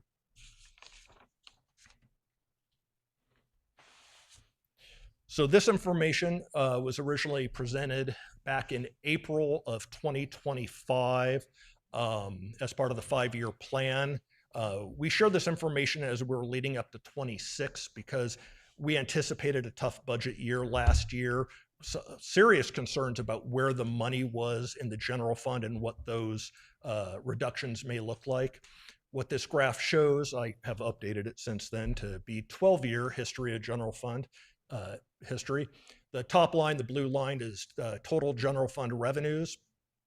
The gray line is total general fund public safety spending, and the green line is general fund non-public safety. So over that period of time, you can see, along with the growth in revenue, public safety has followed a very similar path. pretty easy to say that as we received additional revenues, we invested in public safety. Last year, or at the time when we presented this, the city manager ribbed me a little bit because I casually referred to that information when expressed as a pie chart as the Pac-Man. I thought, just to stick in everyone's mind, I would embrace that a little bit and use the same coloring. And I'm hoping that helps stay with us. This demonstrates the 73% of general fund spending next year for public safety, with the remainder for non-public safety. Similarly, this shows the 12-year history.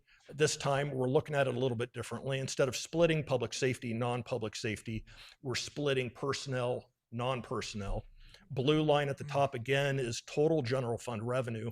This time, the red line is general fund personnel spending, following the same growth, very similar pattern, and non-personnel being relatively flat. So between the two, as we gained revenue, we have invested in our people, specifically our public safety people.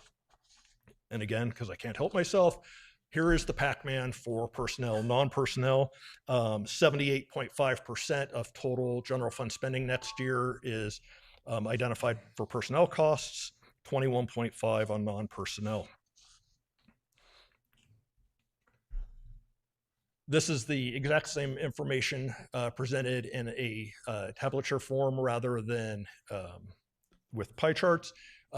Total general fund spending of 105.7. You can look at it through a couple of different axes.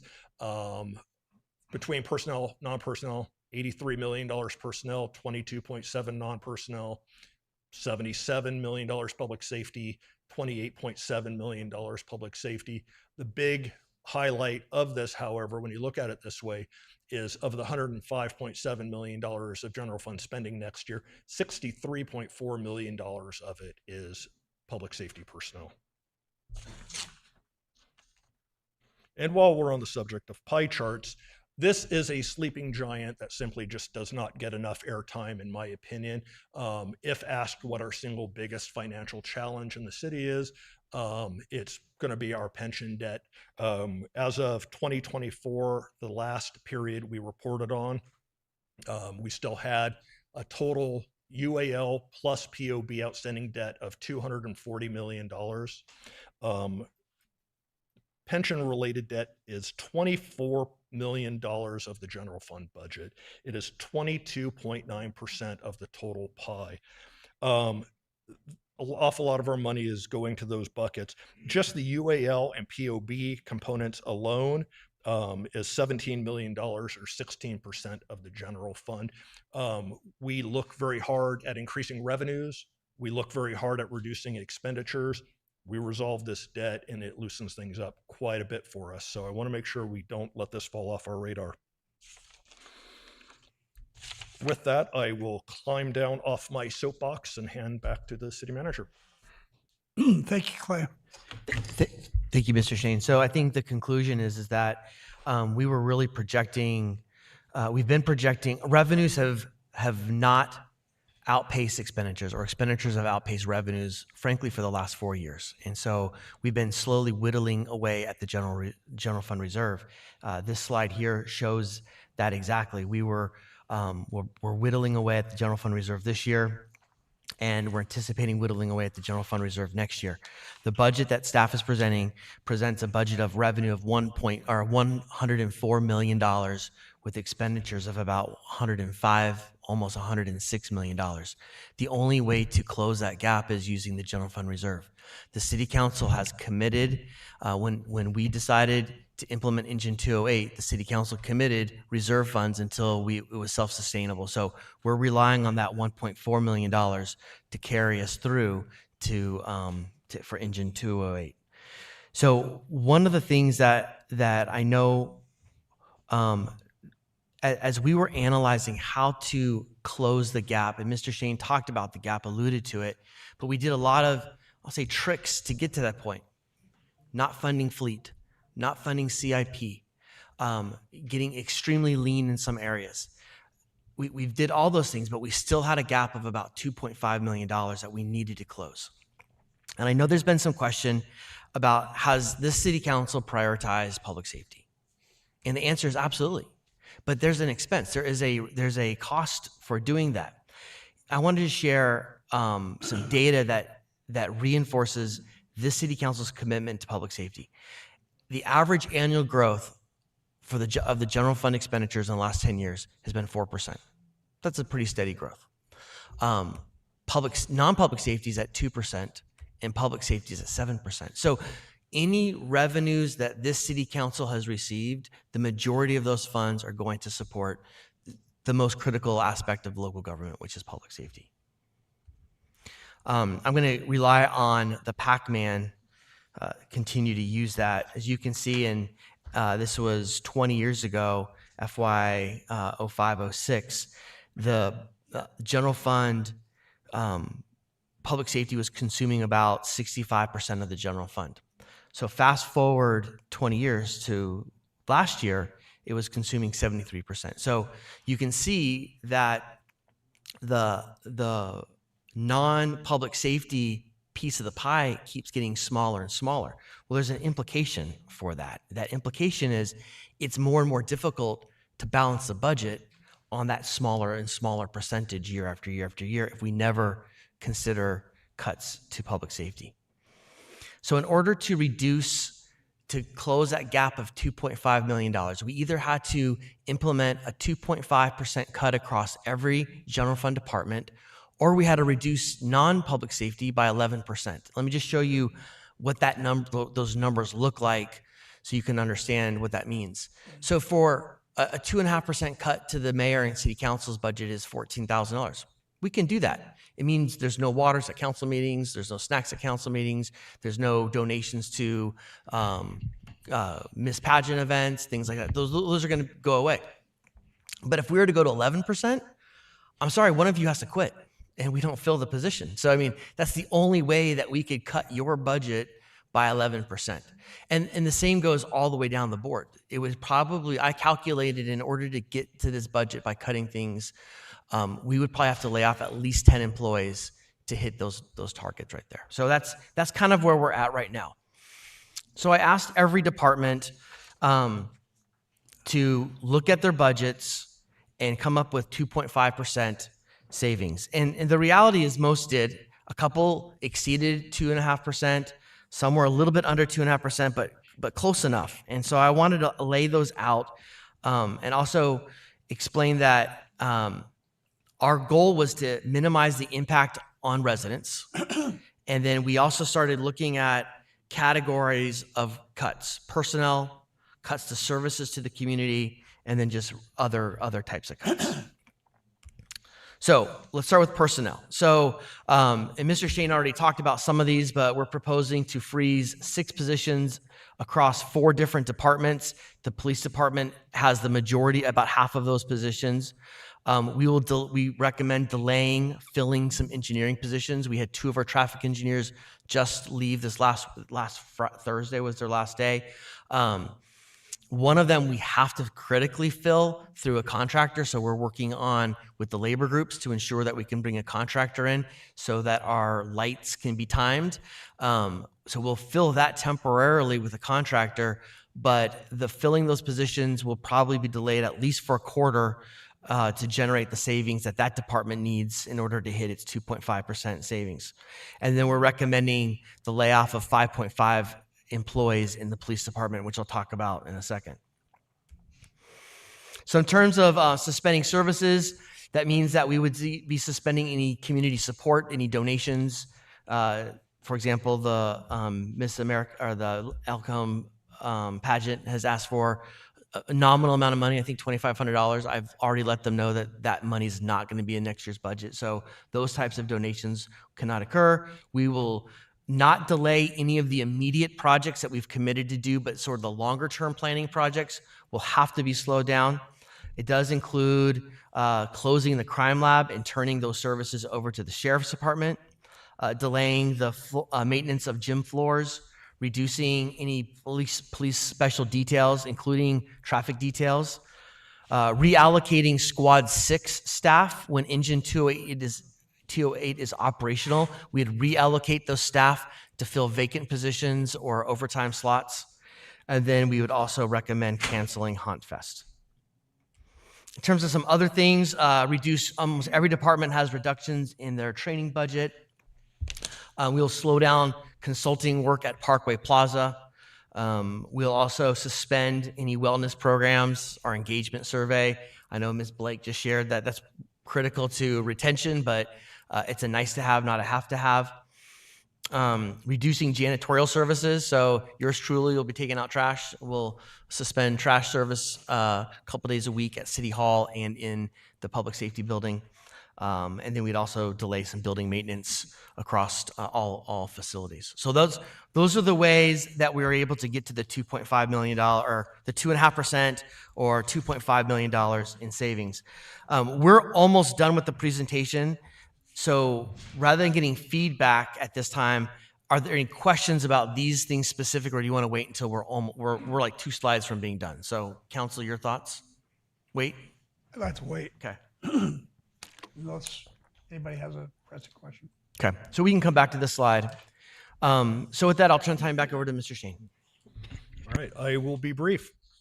So the plan at this point is to return on the 23rd with the remainder of the elements of the budget, the wastewater fund, special revenue funds, debt service fund, internal service fund. And after we have satisfied any questions you have at that point, we will ask for your adoption of the 27 budget. Today is just the presentation of information, so we don't have any actions per se other than the city council accepts the information and dialogue, provide any feedback you have. And with that, happy to answer any questions you have. We start. Steve, want to start? These are just questions. So back on it might be slide 31, which is the general fund reserve.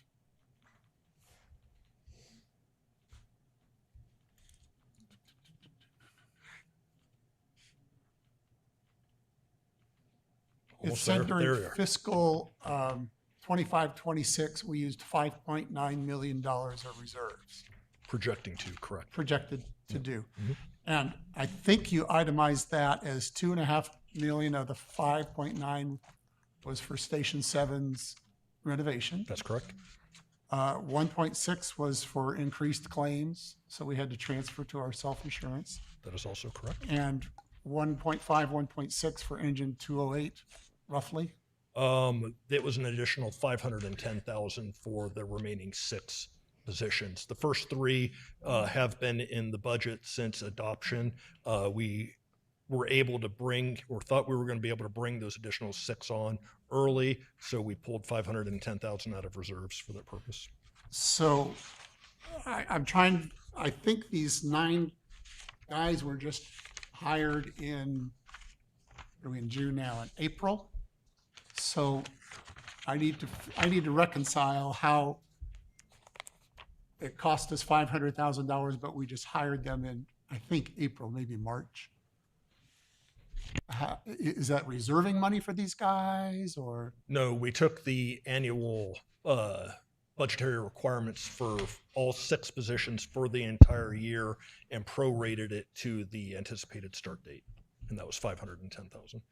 Where I'm going is did we actually incur that $500,000, or was that a set aside to pay for future? That was appropriations set for expenditures through June 30th of 26. Yeah, I'm trying to figure out, did we actually spend $500,000? Well, it's June 9th so far, so I would say, 1, we're not to June 30th yet. Secondly, I'm not sure where we are on filling those positions. I know we're actively engaged in recruiting and hiring, but I'm not sure what the results of that are. So we have positions that have been hired. So we are spending, salary is going out today or in 2 weeks for 6 of those positions. We're still trying to fill 3 more positions. That's where we're at right now. So there has been money incurred throughout this year, and we've spent money thus far, and we will be spending that $500,000 through the rest of this fiscal year. Which ends in 3 weeks. Correct. Okay. I may need to spend some time with you after the meeting to understand how we get to that number for this year. So that's just a question that I have. Slide 13. If I could add one more thing on that. Keep in mind, when we made that appropriation change, that was quite some time ago, before I think those employees that we did hire actually started. Should we get to June 30th and we have not expended that 510,000, that falls back to general fund balance to be available for future appropriation. Agreed. Slide 13. I think we all should know that some of these funds are what I call lockbox funds, the special revenue funds or the capital projects. The wastewater can only be used for wastewater. You can't borrow against that. You can't use that money for anything else but wastewater. Is that what these extra funds other than general fund are for? Are they lockbox restricted use? In one way or another, yes, to varying degrees of restriction. I think your example of wastewater is without question the most restricted of all those other wedges, followed by probably the special revenue funds. The other ones are used for either administrative functions like the debt service fund. The same expenditures in the debt service fund shows up in all the operating departments. So that's kind of a doubling up of a fund. So there is some option on how we use that. The internal service funds, kind of the same principle. We're not obligated to have internal service funds. Those could all be departments of the general fund, but for transparency's sake, we do account for those as separate funds. The capital projects funds is kind of a mixed bag that includes grants, some unrestricted monies. So there's kind of a combination there.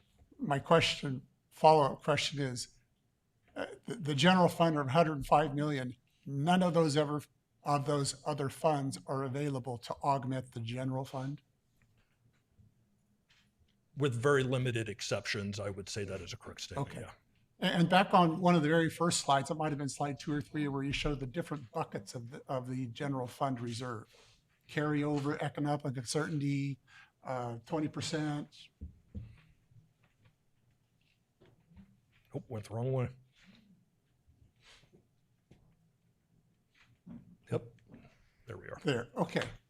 So the 14 million is what kind of we started the year with. You think we've used 5.7 or 5.9, we're down to 8 in that number.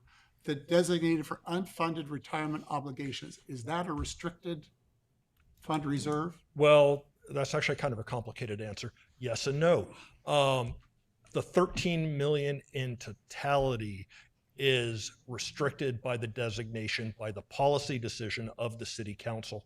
However, a portion of it is in an irrevocable trust for that purpose. So most of it is a policy restriction from the city council. The rest of it is legally restricted. And the 20 million operating reserve, that's something that every government has to keep to maintain its bond rating or to earn the seal of good government accounting.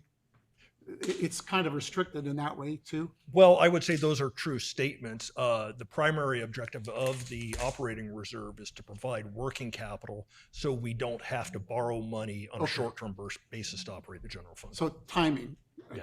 That floats us from the timing of when property taxes actually are paid and when we receive sales taxes. Exactly. Okay, got it. Now let's talk about the last one, designated for economic uncertainty. What can you tell me about that fund? What's its purpose? Its purpose, and it is titled something slightly differently in the city council policy guiding the fund balance. But basically that is the reserve when the economy crashes. And ideally, we're not talking about a softening like we're currently experiencing, which is fairly routine. Every few years, we're going to have this.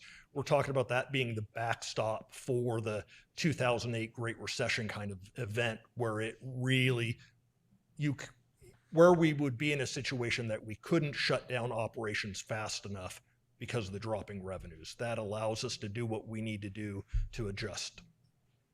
Okay, but some of that the council could decide to use if it wanted to, because let me put it differently. some may have the opinion that we are in an economic uncertainty, and some of that fund could be used to backfill potential recommendations here today. Ultimately, the city council is the governing board of the city. You could do whatever you want to do. I'm just trying to get a Yeah. sense of what's the universe of possibilities. Yep. That's what okay. That's my questions. Thank you. More questions? I have a couple questions. We talked about reducing fund spending on money on developing Parkway Plaza. How much are we talking about? I believe it was about $80,000 for some consulting work.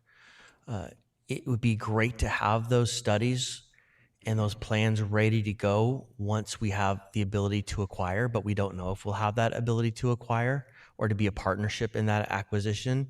So again, it's a nice to have. It'd be nice to have those plans, but at this moment, staff would feel uncomfortable recommending having a plan on a shelf and it may not ever be used. So if in the event, let's say the owners of Parkway Plaza were to approach us and we had some partners that wanted to go in and we wanted to buy it, at that point, I'd probably come to the city council and say, hey, we need to dip it in the reserves and get these studies done because that's the only way we're going to close the deal. So, Okay, so we would have time it wouldn't be too late at that point to try to get that done? we would have to scramble, and we might be a little bit delayed, but it wouldn't.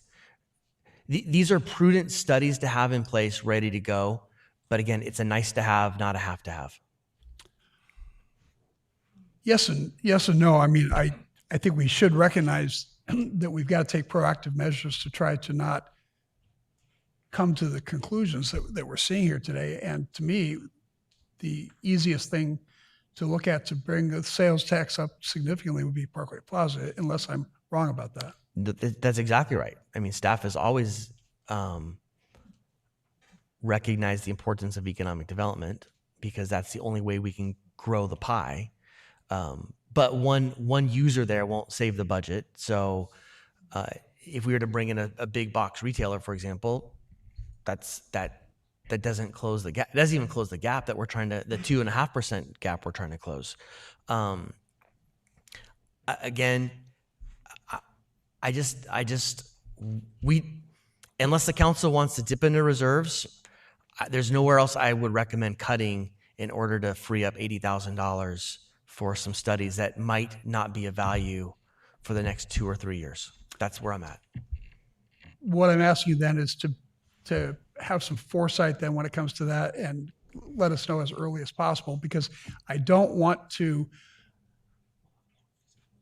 be in a position where we've let an opportunity pass us by because we were being overly prudent. Certainly. If we were to have the ability to acquire, there would be a due diligence period. And during that period, that's when, that would be a council action you'd have to take. And at that time, we would bring forward, hey, in order to close the deal during the due diligence period, we'll need to do this, this, this, and this.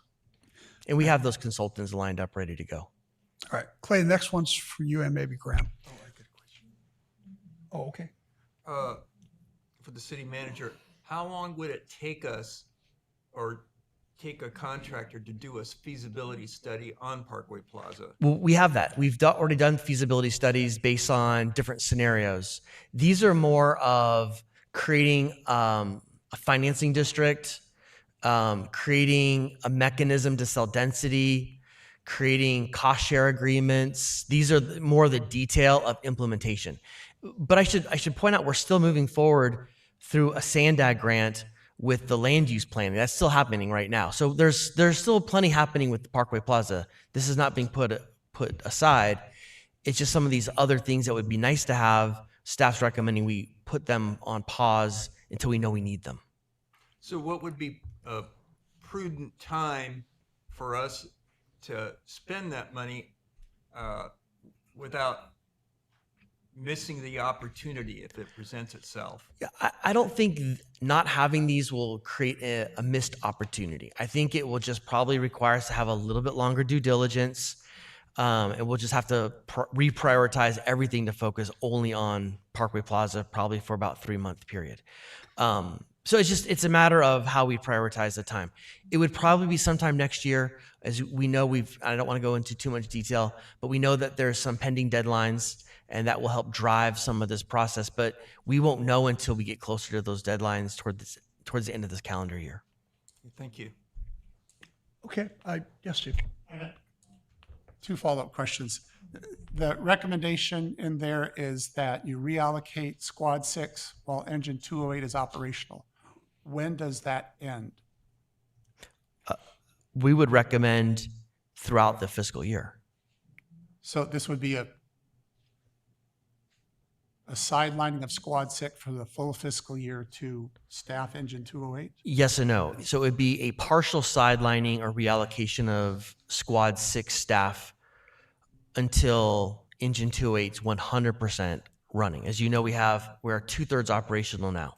So under this scenario, when the 2 days in which Engine 208 is operational, those days, Squad 6 staff would backfill over or vacancy spaces instead of using overtime. And when 208 becomes 3 shifts, then Squad 6 will be used solely for backfilling time.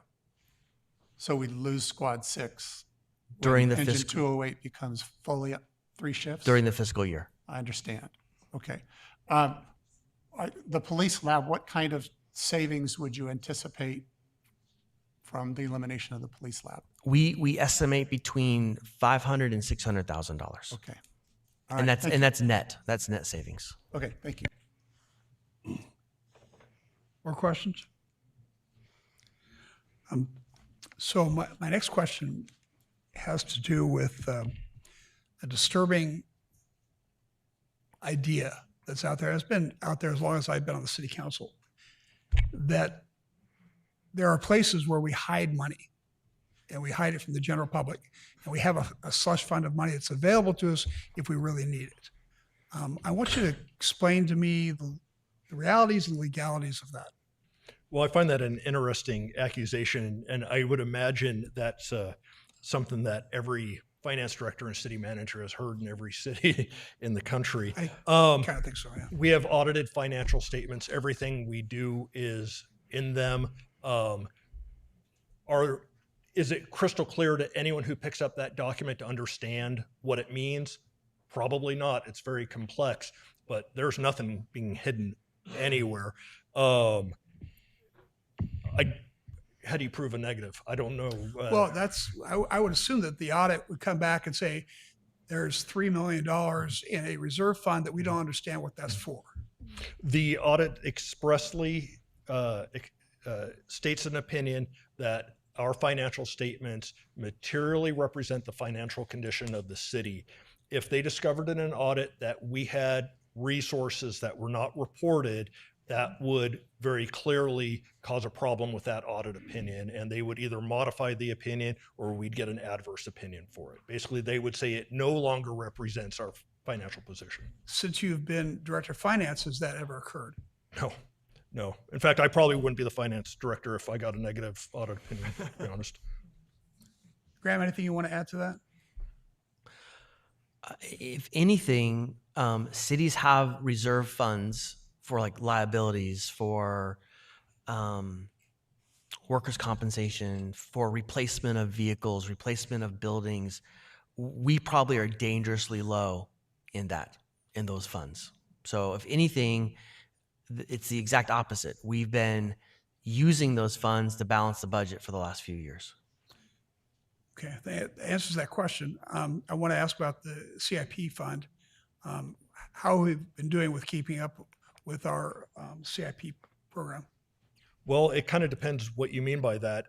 We have not significantly funded that, at least from the general fund portion of that, in several years, which is definitely an ungood thing. However, with all the money that we received as part of the ARPA Act, it's kind of kept everything busy and going in the meantime. So we were fortunate enough that that hasn't come up and bit us. But with that money coming to an end at the end of this year, I'm assuming our workforce would again begin refocusing on the maintenance of the general funded infrastructure, and that will begin to put pressure on that funding source again. And can you comment on deferred maintenance at this point, our position there? Well, to be honest with you, I believe Councilmember Goebel asked me about this a while ago, maybe a couple of years ago, actually. And I said at that time, I was not aware of any deferred maintenance. And I would say that's still true. I'm sure there's work that needs to be done out there that we're not aware of.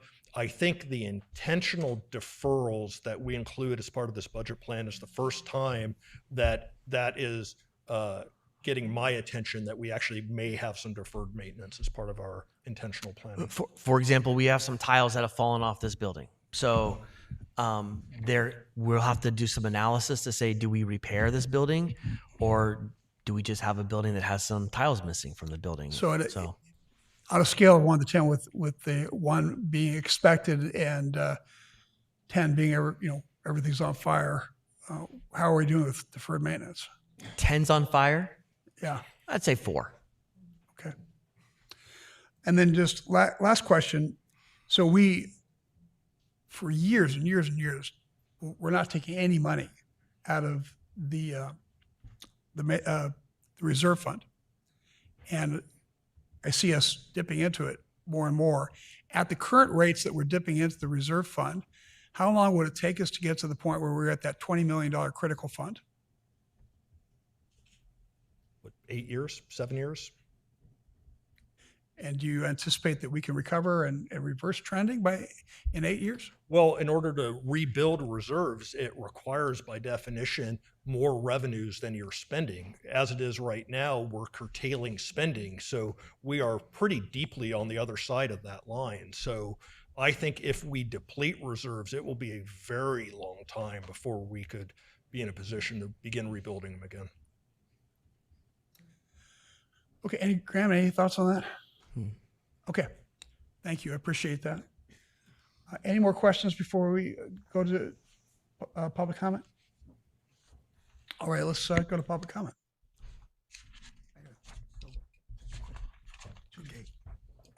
Would you like us to? No, keep going. Okay. Sir, we have 7 speaker cards, and I'm going to call 3 at a time, please. Shelley Webster, Richard Agundis, and Michael Hayes.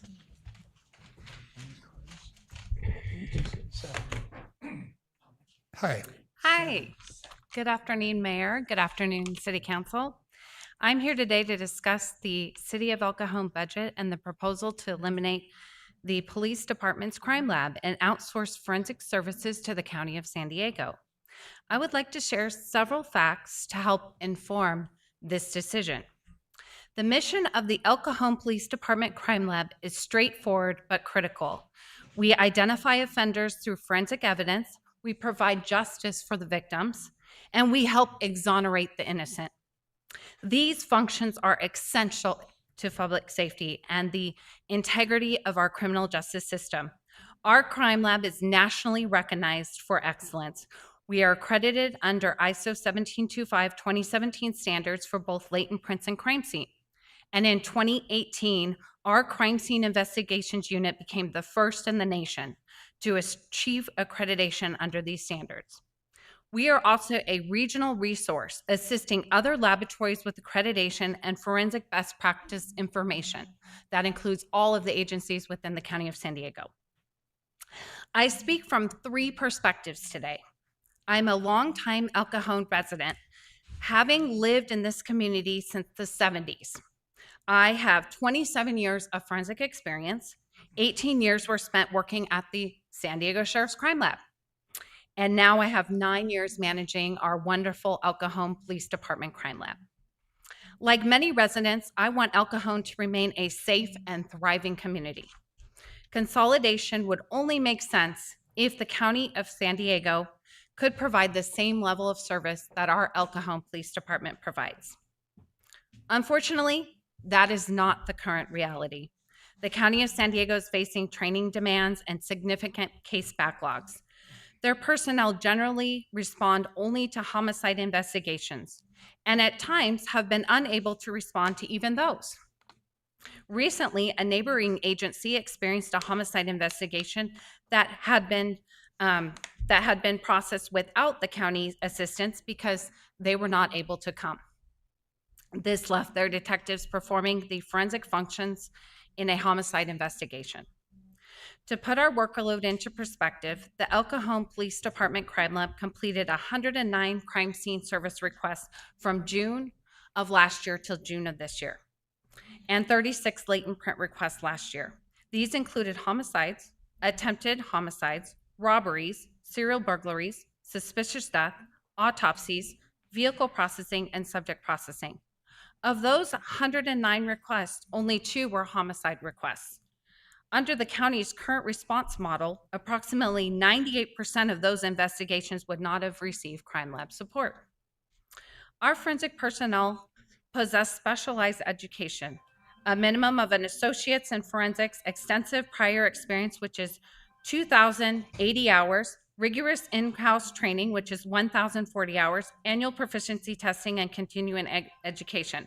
Without our crime lab, officers with only basic forensic training of about 40-hour post-class would be responsible for handling the forensics for the vast majority of these investigations.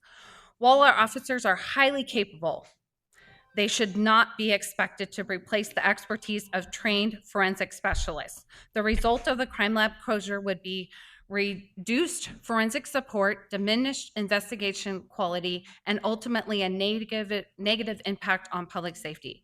I urge the council to carefully consider the long-term consequences of eliminating the crime lab. This decision is not simply about budget reductions, it's about preserving the level of public safety and forensic excellence that the citizens of El Cajon deserve. Thank you. Richard Agundes, Michael Hayes, and Chris Paddock. Richard, Sir, it's been a long time. How are you? I'm well, sir. Thank you for asking. Hello, everybody. I'm here as a citizen of the city of El Cajon. I also added up the years that I've been involved with the El Cajon Police Department, and adds up with my sworn time and volunteer time of 47 years. Been here a while, seen a lot of things. One thing for sure, and I see a couple of older faces here in the room, that I've been through several city councils, city managers, command staff over the years. And I've said it before, I appreciate all you do as far as your support for the first responders, the fire department and the police department, both. We really do appreciate it. I don't think some of the youngins realize how beneficial you are and how much of a blessing you are to them. With that being said, it surprised me when I learned that you were going to, well, it's up for discussion that you're going to try to get rid of our crime lab. I've worked cold cases for approximately 2.5 years now, volunteering there. And I can tell you by firsthand experience between the two laboratories that the sheriff's department does not hold a candle to our lab. There's no way, in both experience and time and timely manners, that we get our processing done in a timely manner. It's just not going to happen. It's just not. And we all know. I've been to multiple major crisis crime scenes in this town over the years. And I can tell you firsthand how important it is to gather the evidence and do it right the first time, because you do not get a second opportunity. You just don't. It's got to be done right the first time, and that's the only time. I know that the PowerPoint showed little numbers.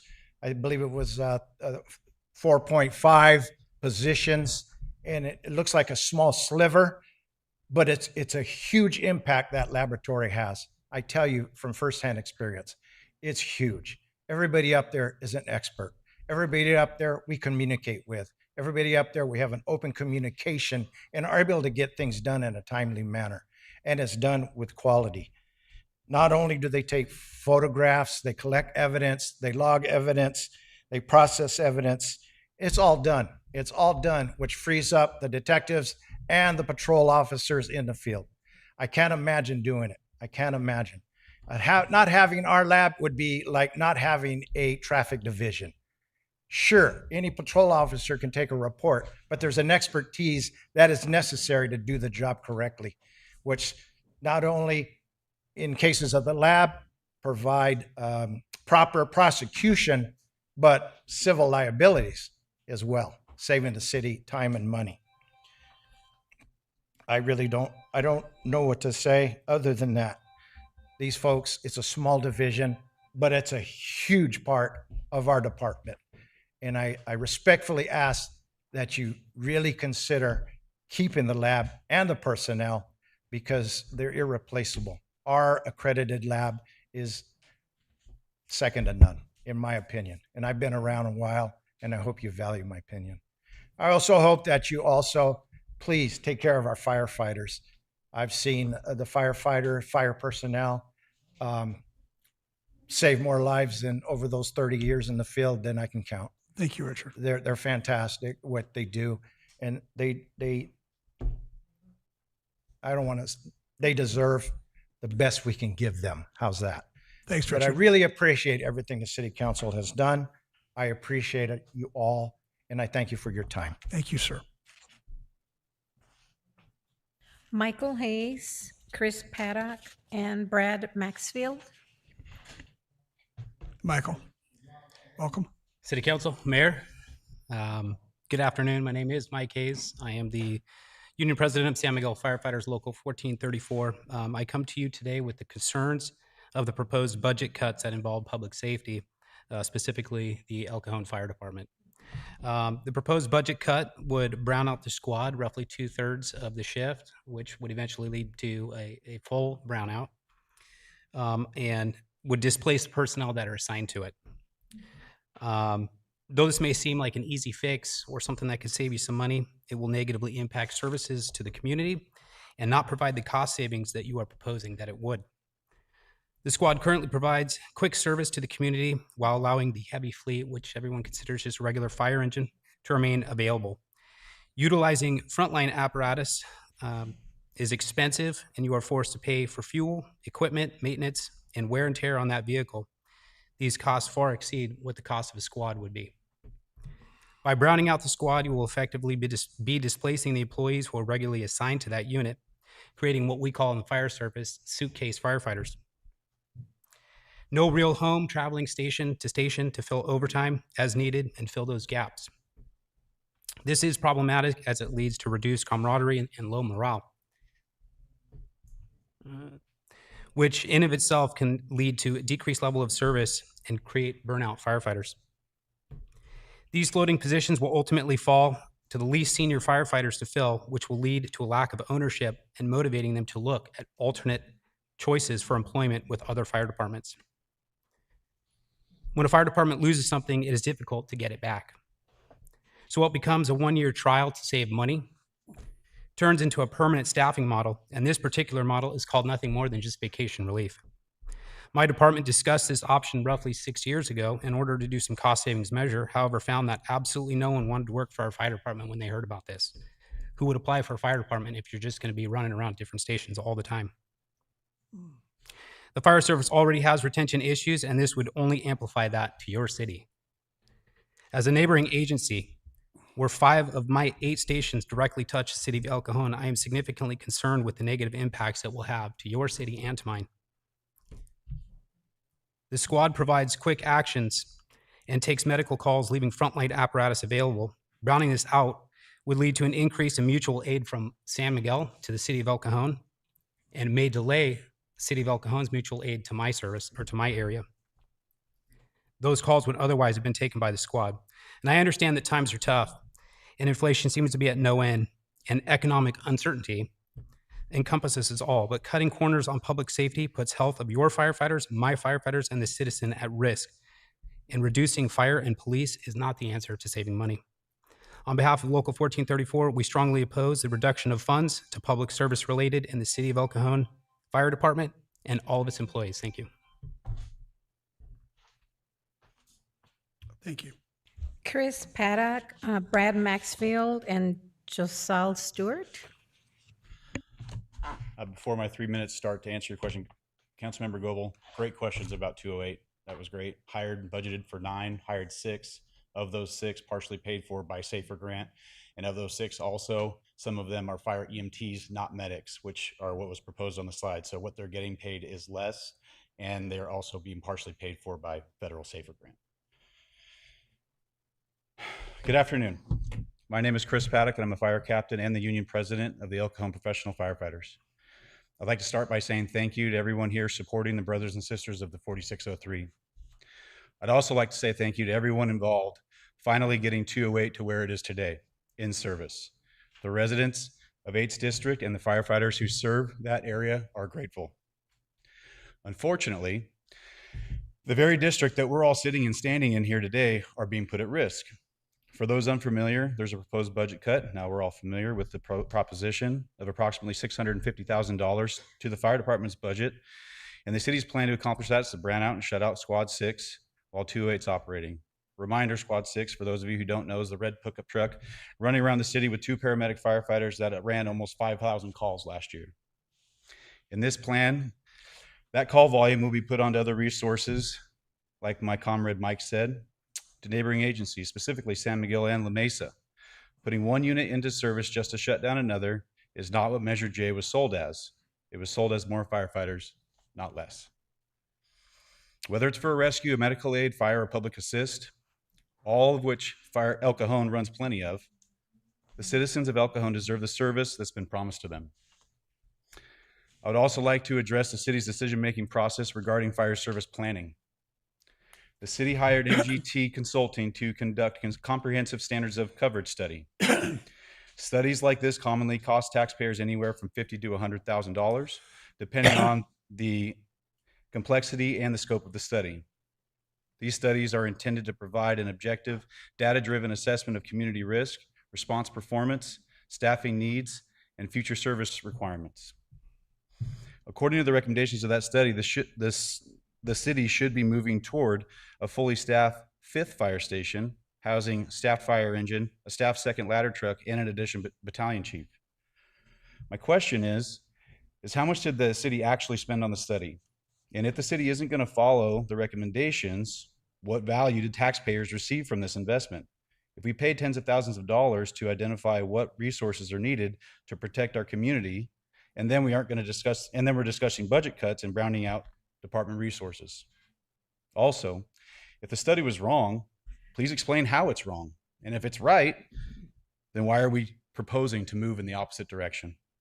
Public safety planning should be based on data, risk analysis, and professional recommendations, not short-term budget decisions that might create long-term consequences. I respectfully implore the council to reject the browning out of Squad 6, to balance the budget, and to maintain current resources and explain how the city's actions align with the MGT Standards of Service study and with the passing of Measure J promoted to maintain police and fire. The residents of El Cajon deserve transparency, and they deserve a fire department staffed with the needs of the community.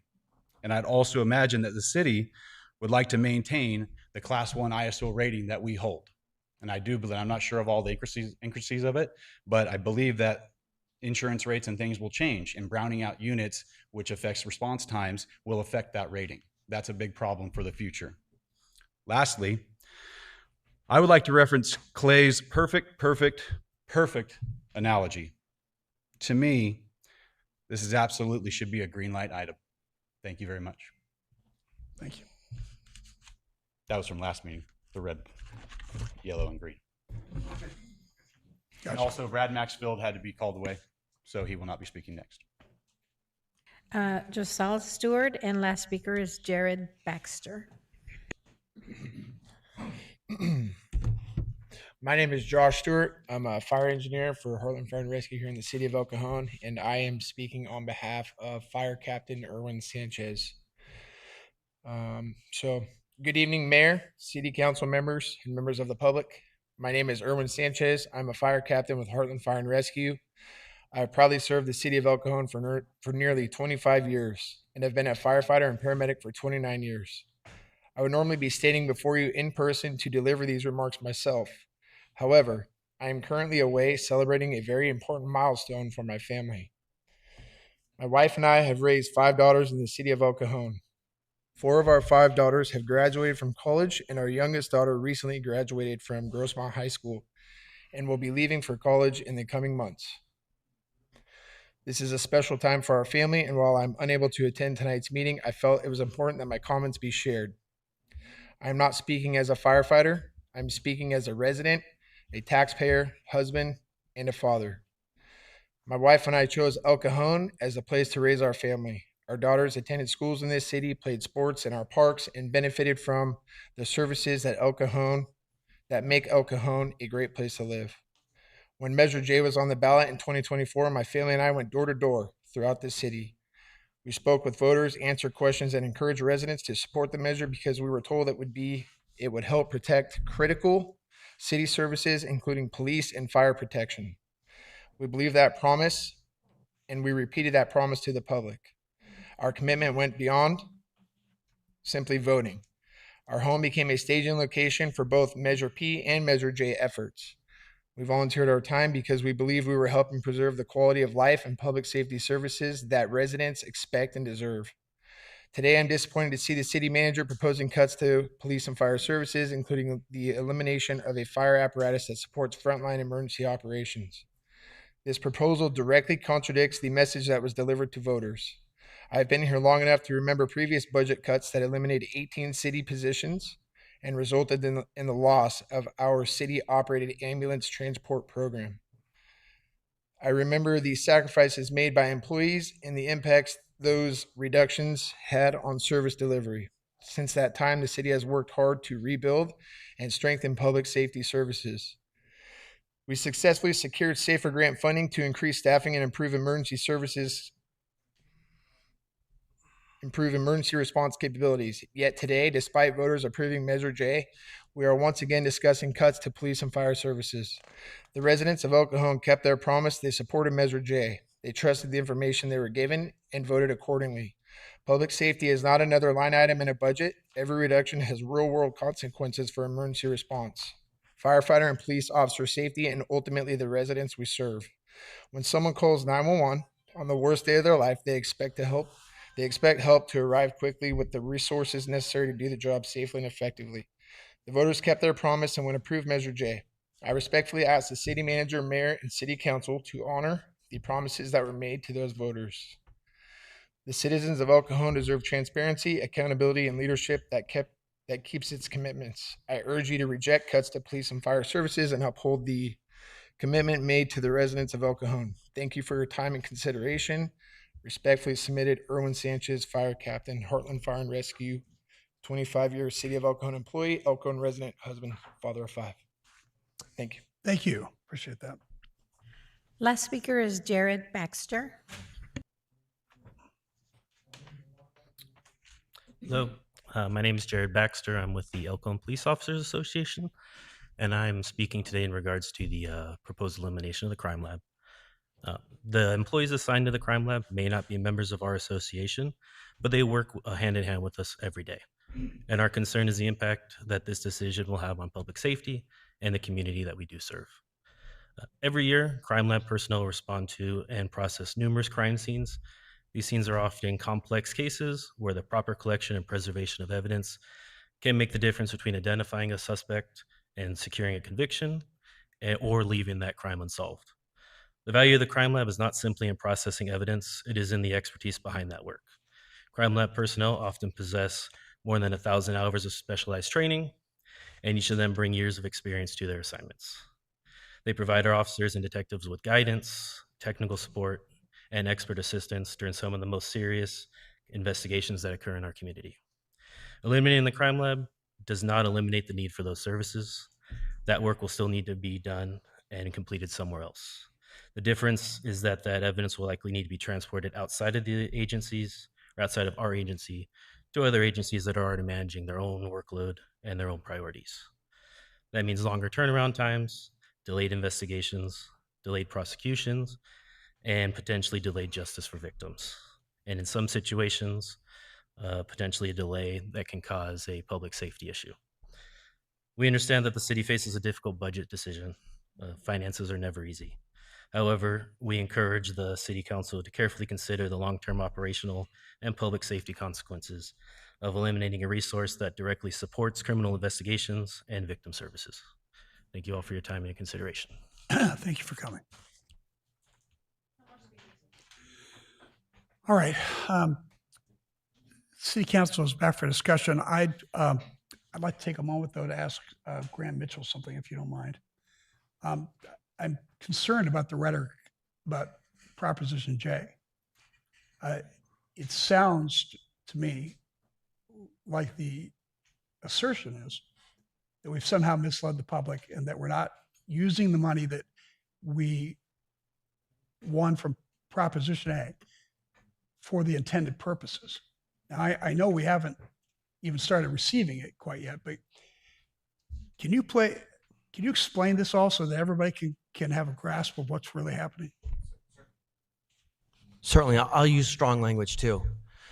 That statement is either completely misinformed and ignorant or a lie. Because first of all, Measure J money hasn't even been collected yet. So there's $0 of Measure J that are currently in the city coffers. So there's no missing money. Secondly, is if this council were to adopt this budget today, still almost 75% of what would potentially be Measure J, if we had a Measure J, would be allocated to public safety. So I'm not quite sure how anyone can say that this council is not prioritizing public safety. But the last and most disingenuous comment is that we're cutting services. The reality is, as you recall, when we were contemplating, where we're doing town hall meetings with pretty much only the council and representatives from labor groups, I presented several options. We presented the engine option. We presented 2 squad options. We presented many options. We presented going with a contract with AMR to provide 12-hour ambulance shift services. All things that could have provided as much coverage, if not more, for less. But the one thing that was said over and over and over again, and it's something that the city council agreed with, is that we need an engine. An engine has so much more capacity than a squad. An engine can respond to fires. A squad cannot respond to fire. So this idea that our firefighting capacity has been diminished because the squad staff is being reallocated is completely wrong. And in fact, I would ascertain and argue that under this budget, over the current budget, it's actually enhanced because we're swapping out an engine for a squad. Now, would it be nice to have a squad and an engine? Absolutely. If the budget allowed it, I'd be the first one to recommend. We desperately need the fire engine and the squad. But in these tight situations, when I've asked every department to cut 2.5% of their budget, this is what they've come up with. They've come up with about $150,000 of services and supplies, and the rest would be from the squad. So there's no one losing a job. It's really reallocating staff that would be otherwise working the squad to filling in time so people aren't forced back to work and covering overtime shifts. So I think that's important that the public recognize that that is not true, that this is going backwards. Maybe it's not going as fast forward as we'd like to go, but it is clearly not going backwards. Okay, thank you for clarifying that. All right, back to City Council. I'm sure there's lots of discussion. Who would like to start? They always look to me. That's because you do such a good job. I don't think you've never not had a question, so we're habituate. Well, I asked my questions earlier, but let me start with some comments and then I'll pause and give others a chance. I'm trying to get 2 years. I'm trying to get 2 years. We have the same situation at MTS. We're trying to get 2 years. 2 years, there could be a ballot initiative for more revenue. We have a revenue problem. We don't have a spending problem. We're not spending beyond our wildest imagination. Our revenue, as we saw, is going up 0.9%. And if we're going to give decent raises for CPI at 3.8%, our expenses are exceeding our revenue. A lot of cities in this county and in California are just not able to keep up. So we're going to need a new revenue source. Our sales tax rate is number 10 out of 18 of the cities. We're at the median. Everybody else is 8.5 or 8.75, and we're at 8.25, and there are some at 7.75. So we have a revenue problem, and I'm just trying to get us to the ballot in 2 years, and hopefully something gets on the ballot to give us more revenue. We need that jump. You know, the $1 or $2 million this program or that program is not going to get us there. So I'm just trying to get us through 2 years. I think we have the reserves to do it. Okay, let's start with the lab. The lab, once you start something, it's hard to stop it. At the same time, once you stop something, it's hard to restart it. There's a lot of pride in this building, and I think the Prop O was to pay for the lab as well. So I will not close the lab. I will vote not to close the lab. Sandag came out with their mid-year report, and what they call Group A offenses, which is the crime rates per thousand population, includes crimes against persons, crimes against property, and crimes against society. I'm sad to say El Cajon's number 1 out of the 18 jurisdictions in 2025. So a lot of crime means a lot of evidence that needs to be processed. Crimes against society include drugs, gambling, weapons, animal cruelty. We're number 1. So we do have crime here, and we need a crime lab. So how do you, I think it would be tragic to stop that. We would have to restart it. Anytime you have to restart something, it's more expensive. You have to go find new people. You've got equipment that's sit idle for years, and it's hard to get that going again. So that doesn't make sense to me. How do we get there? If it's $600,000, I think is the number that I heard, I'm going to not make some people happy to say there are some programs in this city that are paying for people from outside the city, specifically in the recreation department. Sorry, Adam, but there are some open gym times that a lot of people from other cities come in and use, and I would rather pay for a lab than pay for an open gym for people from other cities. So I don't think there's a big loss there, but I think we should look at that. So between that and maybe $400,000 of the reserves, that's my solution for the lab. The cost of Squad 6, if we keep Squad 6 as it is, what's the cost? About $500,000. Okay. So my whole drive in Engine 208 was it was an additional engine apparatus, and I feel like it's one step forward, one step back.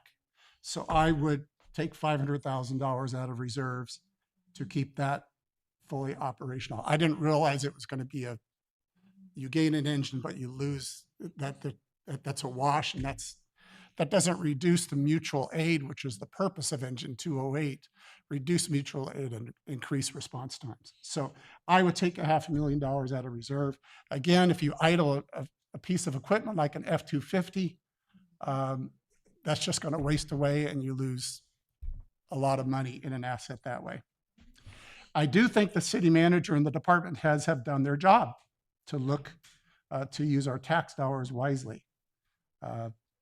They've made difficult recommendations, but you're hearing me say my feedback to those recommendations, that ultimately the decision is with us. So I do want to affirm that they have done their job, and I support them. Let's see, that is Squad 6, that is the lab. I think taking $1 million out of reserves to preserve these two things is a wise use. I think we still have money left. If I can stretch that 5.9 million out for 2 more years and just use $1 million of it, I think we can get there. That's all I got to say. That's my story.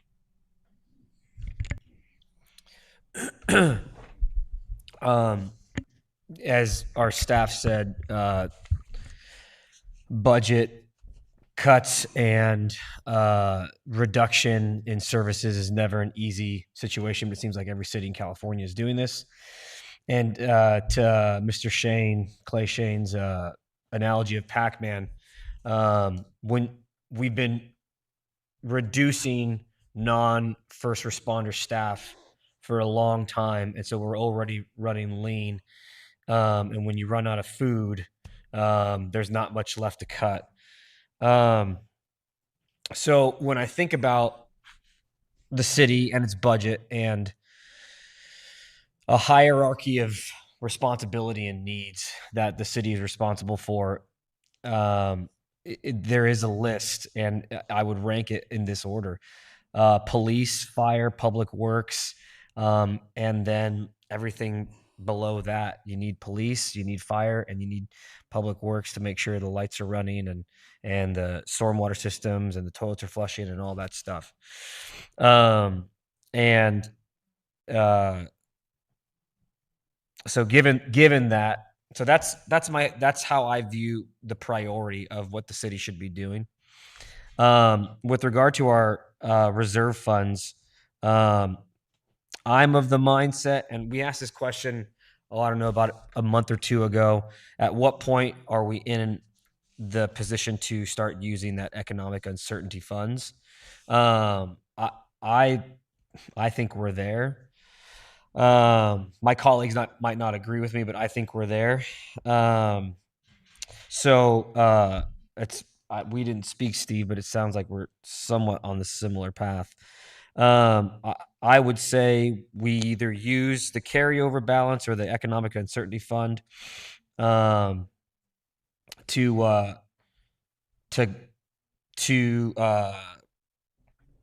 close the gap, to bridge the shortfall. And I hate the other side of this is I'd like the staff to look at the Parks and Rec budget. And like I said, it sounds like we're on the same path, Steve, and we didn't talk, which is interesting. I'd rather brown out a rec center than, reduce a crime lab or a station, a squad. In my view, Parks and Rec as an entire department is a nice to have, not a need to have. Our police and fire and these other general government services are the priority. And I don't know what kind of savings we can have. Now, public administration 101 will say you shut down a rec center and what's going to happen? Homeless activity is going to increase and crime. And the way to passively reduce crime and homelessness is activate the space, have rec leagues and all these things happening. So we could be in a position where if we close a rec center, the least used one, crime in that area could go up and calls for service could go up. And we might be in a position after a year of closing a rec center where we find it's cheaper to actually activate the space through recreation programs instead of the increase in cost for police and fire to respond to all those things. I need to see the evidence of that. So like I said, if we're really cannibalizing, I hate to say it, and eating ourselves in budget savings, my first nix would be Parks and Rec. And I hate to say that because, my kids use the rec centers here and I know a lot of people use the rec centers here, but like I said, it's not a nice to have, it's a need to have. And I know the POA here in El Cajon floated an idea of using other jurisdictions, other police departments to see if they could take on some of that workload. And those other cities, those other jurisdictions could pay our crime lab to help offset the cost. I think that's a great idea. I think that should be explored. And then also with that, so economic uncertainty fund, I think we should tap into that. Parks and Rec, I think we need to look at either closing a rec center, the least used one, or maybe across the board, just a drawdown. I think we need to explore maybe having other cities pay our crime lab because it is accredited and it's a cut above other ones. And then I would also propose that we pause any city council raises if we're going to be cannibalizing ourselves and asking our employees to make sacrifices in the increased workload. I don't think it's appropriate for us on the council to get raises. So those are the recommendations that I would give to staff. And I know the recommendation of us not getting raises isn't a lot, but it's symbolic in some sense. So that's where my comments are. Michelle? Okay. If we take money from the carryover fund, what is the acceptable length of time before we hit, how much time can we give the economy? How much time can we give sales tax, Measure J? Do we say, okay, in a year's time, we make all of these tight, belt tightening measures, let's give it a year, or is it like 2 years?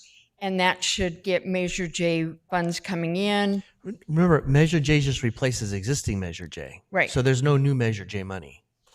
Okay. Right. I thought there was a comment made about we haven't received those sales tax. Correct, because That's what that I'm Measure talking J about. will replace the existing Measure Okay. J. So that those monies will just replace one sales tax measure that's phasing out, and then the new one will phase in. But my question still stands. What is it? And maybe this isn't for you, but maybe for the POA and for the firefighters and alike. What is the acceptable length of time that we can continue to take out of the reserves that we have? I wouldn't ask the fire labor group or the POA what the acceptable amount of time. That's a you question. I'll tell you from a city manager perspective, here's my concern about using reserves. You use $2 million this year. That's $2 million of ongoing expenditures, which will be 2 point something next year. You have to bank on, you're gambling on that the economy will not only come back to make up that 2 million, but it's going to make up the other 3 million that you need for your natural growth. And remember, you're only going to be having 1 year labor agreement, so you're going to be back at the table with all your labor groups and the POA with nothing to give them. So this whole only dipping in 2 million does not sound like 3 million doesn't sound like that much. But that hole gets really big really fast. It's like sand. It's like a hole at the beach. As soon as water gets in it, it just starts expanding exponentially. And I think this goes away. And we haven't run the numbers itself, but it's probably 3 years. I know Clay said 10 years or 7 years, but I think it's more like 3 or 4 years at the rate that I'm at. If we don't make any significant cuts this year, it's 3 to 4 years. Okay. All right.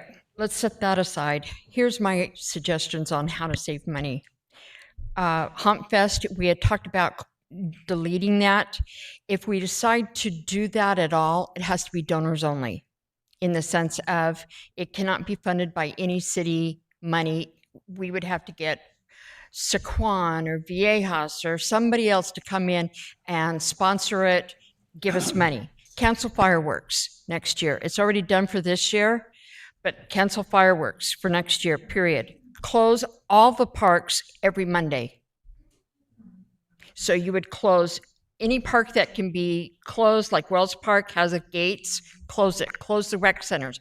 Every single rec center closed every Monday. And then downtown decorating. How much money do we spend on downtown decorating? We don't. The PBID does. Okay, so the PBID, so that's covered. That's what I want to know. PBID. Okay. Any work we do for jurisdictions in other jurisdictions, I agree that we should have those cities pay for it. Anytime that we have to do something for another city, other than mutual aid, because I really appreciate Engine 19 coming to my neighborhood, because I live in that neighborhood, and I know that they cover for our fire guys all the time. But any work we do for another jurisdiction, we need to get paid for. Other than that, I agree with my colleagues here, Mr. Goebel and Mr. Ortiz, that we need to do it. We need to keep the crime lab. We need to keep fire going. I know I've have a different opinion on what I think should be done, but I'm going to have to agree with my colleagues on that, because there's just no way. There's no way that we can allow the city to have our public safety. And I don't care about reelection. So this has nothing to do with reelection. I don't care. I'm not running again. But I think that we have to do it. So I'm not bowing down to anybody. If anyone has a problem with that, I'm not bowing down to anybody. I don't care, in the sense of, because I'm not going to run again. But I think that we have to keep it going. But we've got to make cuts other places. And that means citizen services are going to have to be cut. And the public before was willing to close parks before, when we were talking about Measure J, and maybe we need to revisit that idea. Start closing parks. Stop, we're going to be a bare bones city. You come to work, you go home, you go to the grocery store, you come home, and we've got nothing else. You want to go see a concert? Unless it's paid for by PBID, we're not paying for it. Go to Santee. You want entertainment? Go to Santee. Because that's what everybody says anyway. Well, I just go to Santee. I don't like what's going on here. Okay, well, go to Santee then. Everybody's shopping in Santee anyway because they, don't like the fact that Parkway Plaza has no stores in it. Why don't we have a Trader Joe's? Do you think anybody in El Cajon can afford Trader Joe's? Not in my district. My people are working 2 and 3 jobs to support their family. So we have to do something. And yes, I would love to give fire and police everything that they want, so that you can be the primo stations in the country. But the reality is, we just don't have the money. I'm not making hundreds of thousands of dollars a year, and neither are any of my colleagues. So I don't know where else you want us to cut. If you don't want us to cut the lab, if you don't want us to cut an engine, or whatever cuts you think we're going to do, then give us suggestions. Give us a better suggestion other than just take it out of the general fund. And I know I'm rambling a little bit here, but I'm just you guys want us to do something. And if we don't have the money for it, where do you think we're going to get it? Because the sales tax is not coming in. People are not buying new cars. They're not buying whatever it is that generates the sales tax. So how is that our fault? If people are not going out there and buying those cars, how is that my fault? Or anybody else on this council? It's not. But that's what we rely on. The sales tax is what we rely on. We don't manufacture anything. If we could manufacture, I don't know, Pokemon cards or dolls or something that we could sell to make money, that would be a different story. But we're not manufacturing town. We're a government. We're not a company. And so that's what I'm asking you. Honestly, I want to give you everything that you want. But if the money isn't there and you sat here listening to the whole entire budget, tell me where we're going to get that money from, and tell me how can we encourage our residents to spend the money here in our city. Because I've been fighting to get more entertainment, because where do people spend their entertainment dollars? Not in El Cajon, they're going outside. So I just want you to think about it a little bit more, about where we're supposed to get that money from. You want us to give you stuff, and that's great, and I have no problem with it. But where am I supposed to get that money from? Because it's just like at home. If I've got a budget and my husband wanted a new truck, I'd be like, okay, where are you going to get it? You're going to take a second job or something? And that's kind of the same thing here. I'm just asking you, where do you think we're going to get this money from? Because it's not there. You see it. I trust Clay Shane and what he has to say in his department, and what he has to say and how much money we have. And I'm sorry, I don't mean to be mom here and shake my finger at you and say, well, give you a lecture. But I just ask you, just please come up with a solution that works, because you guys are all smart out there. Help us figure it out. Thank you. Gary? My colleagues, is he in my?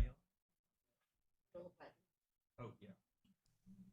Okay, my colleagues make some good points. I've always believed that public safety is the number one mission of local government. We have to keep our citizens safe, and I've been on ride-alongs with the police and also on ride-alongs with the firefighters, and they work really hard. And if I was just exhausted after the police ride-along, I had to go see my chiropractor because I was so stressed. So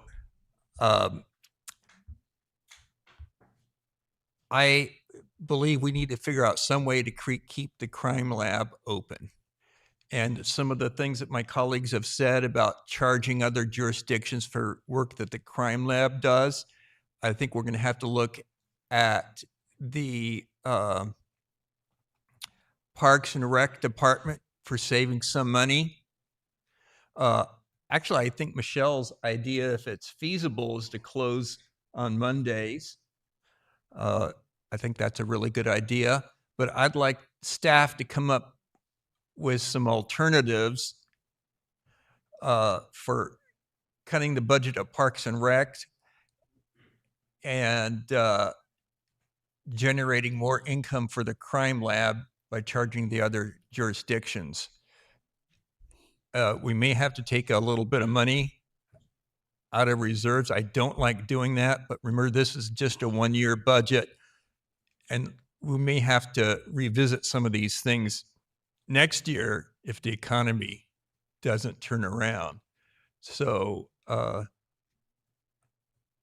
say keep the crime lab open and don't make the cuts to the fire department. Graham, I have a question.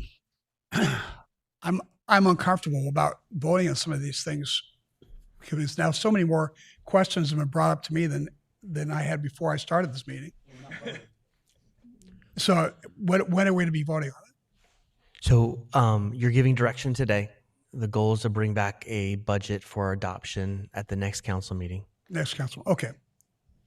Good. All right. So I want you to explain the brownout situation to me because not being a firefighter, I don't completely understand the mechanics of this. Can you explain it to me? So it's not really browning out. I mean, browning out a station is actually when you are shutting down an entire station in an area, so there's no coverage in that area. In this case, that's not the situation. It's actually reallocating the 2 members of staff that are currently operating Squad 6 and providing overtime coverage. So you're actually doing you're not downsizing your staff numbers. No one's losing shift hours. You're just reallocating those staff to fill other spaces that are vacant by natural. People are out sick, people are on vacation, workers' comp situations. So they're just filling those spots. But we would go down that unit of service when engine 8 or 208 is in service. Would firefighters be being sent home for the day and not? No, they would not be sent home for the day. So they're still getting paid? Correct. They would fill overtime spot. So for example, if someone is being forced back because there's an overtime spot that no one took that shift, they would take that overtime spot. I know San Diego was branding out stations. It's not the same situation. Is that apples to apples? Correct. Tell me how it's different. So browning out a station is just that. You don't have an apparatus. There's no function. For example, in Encanto during San Diego's brownout, there was a station in Encanto that ran no calls. So Lemon Grove was running all the calls into the city of San Diego that day whenever they browned out that station. So in this case, we will have the engine and the truck running calls out of Station 6 rather than the engine, the truck, and the squad running calls out of Station 6. So why are we using that terminology? It seems that the public would be, if I'm confused about it, I think the public would be confused about it as well. I'm trying to utilize really reallocation of staff because that's really what it is. It's not really browning out a station or browning out a squad. It's reallocating staff. All right. Well, I'd like to hear from the firefighters sometime if you agree with that. We don't have to do it now, but Because I think it's a little dangerous to use terminology that means one thing in San Diego and something else here. So, yeah, go ahead, Steve. Yeah. The second question I have, the crime lab, I understand how everybody feels about it. I kind of felt the same way too. I'd like to see if there's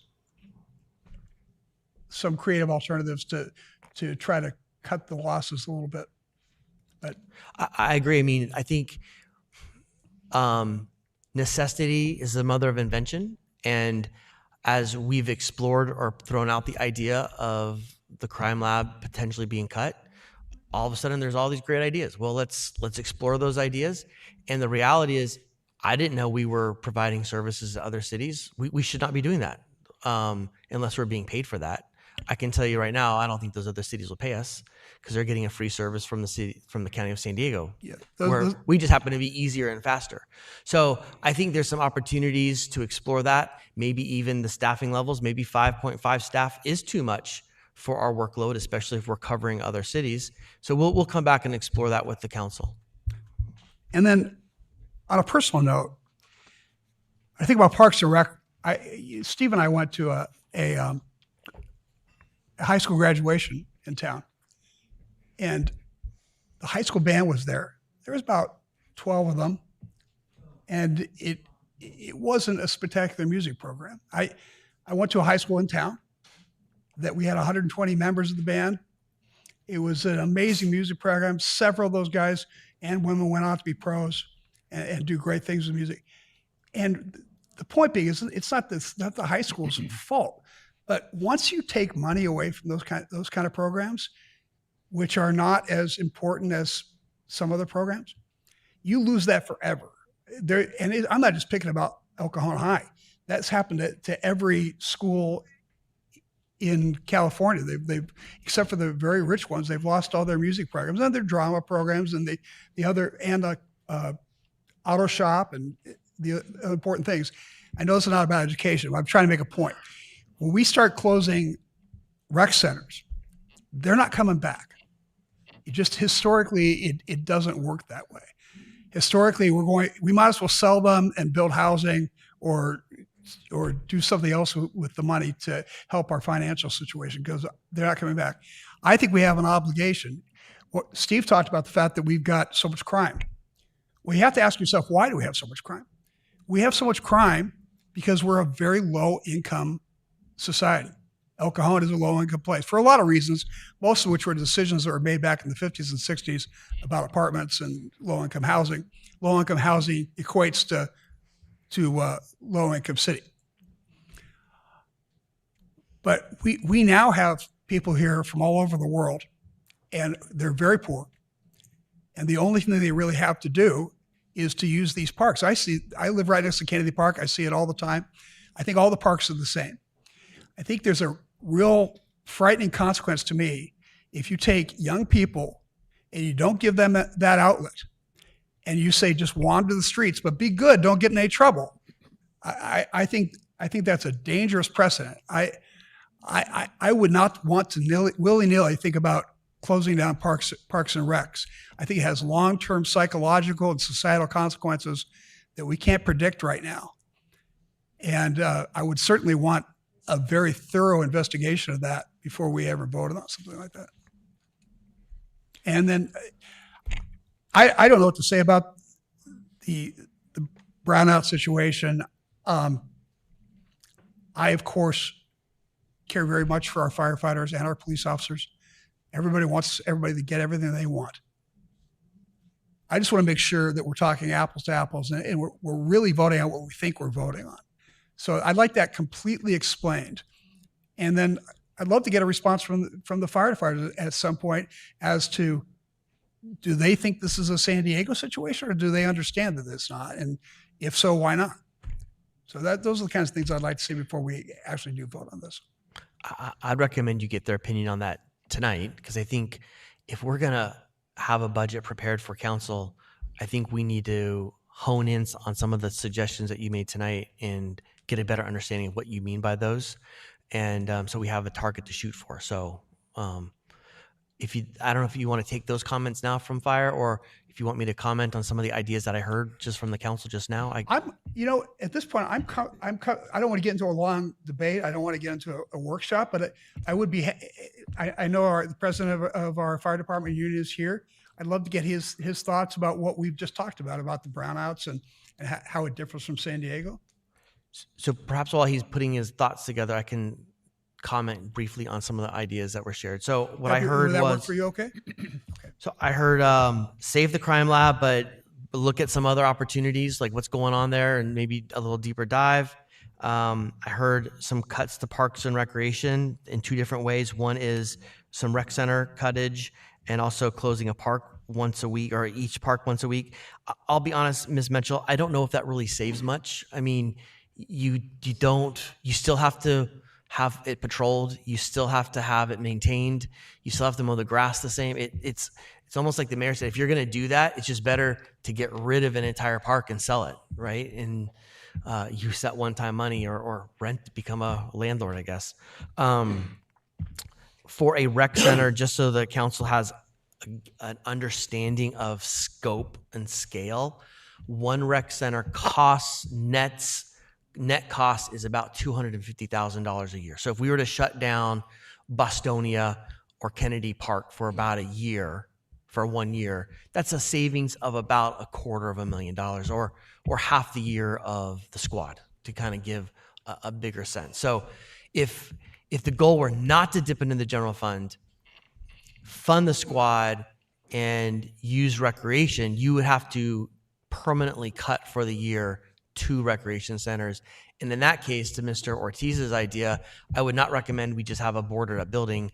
We would probably look for a lease with a church or with a school. And we would now, I know you don't like it, we'd have to hire staff at the city manager's office, because I have to have someone that manages that and get into the landlord business. So there would have to be some sort of selling the property or leasing out the property so it doesn't fall into complete disrepair and get taken over by the homeless. So those are a couple thoughts that I had based on what the council just shared with me. And one other question, we never talked about that. Worst comes to worst, I know we have some properties in the city that we lease out. Could that be put on the table, the possibility of selling those properties to avoid dipping into the general fund? I forgot to mention, I'm personally abhorrently frightened of dipping into the general fund. That's one of the reasons I asked Clay that question. How long would it take before we got into a critical situation? He's saying about 8 years. That's not very long. I think it's faster than that, but that's just, yeah. I worry that exponentially it goes faster, because I don't think we stop. It's hardest once you dip it in the general fund reserve. What are you going to cut next year? It's harder to cut next year because you still have to cut next year then. Yeah, it's the same concept that every family in America goes through. Do we take the trip, or do we not take the trip, or do we put it on a credit card? And we can see how well that works out for most people. I think the city's the same way. All right, Steve, yeah. The recreation center thing, it's a nuanced evaluation, because there's a part of the park and rec department that receives income for classes. Correct. And if that's a close break even, you certainly want to preserve that, because it has societal value to have people learn skills and be in a safe place and things like that. Yeah. On the other hand, keeping a building open, air conditioned during the summer for pickleball for people who live in Santee and Rancho San Diego and Spring Valley is not what we should be doing, given the other places that we need money. Yeah. So it's a very nuanced view of the recreation center, and renting it out is. And I would agree. I think if there's opportunities to cut pickleball at Bostonia for seniors in the morning, that makes sense. I think our concern is, where do those kids go in the afternoon? So that would be the concern. I get that, but we've all said public safety kind of trumps, no pun intended, somebody's afternoon place to go. there are other places. I feel there are other places to go. There's parks. There's other places. Do you have a slide on the? This is a big problem for us, folks. It's the revenue that we get from property tax. Can we get the slide show back up?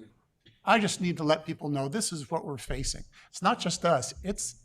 You're going to see something remarkable on this slide as soon as it gets connected.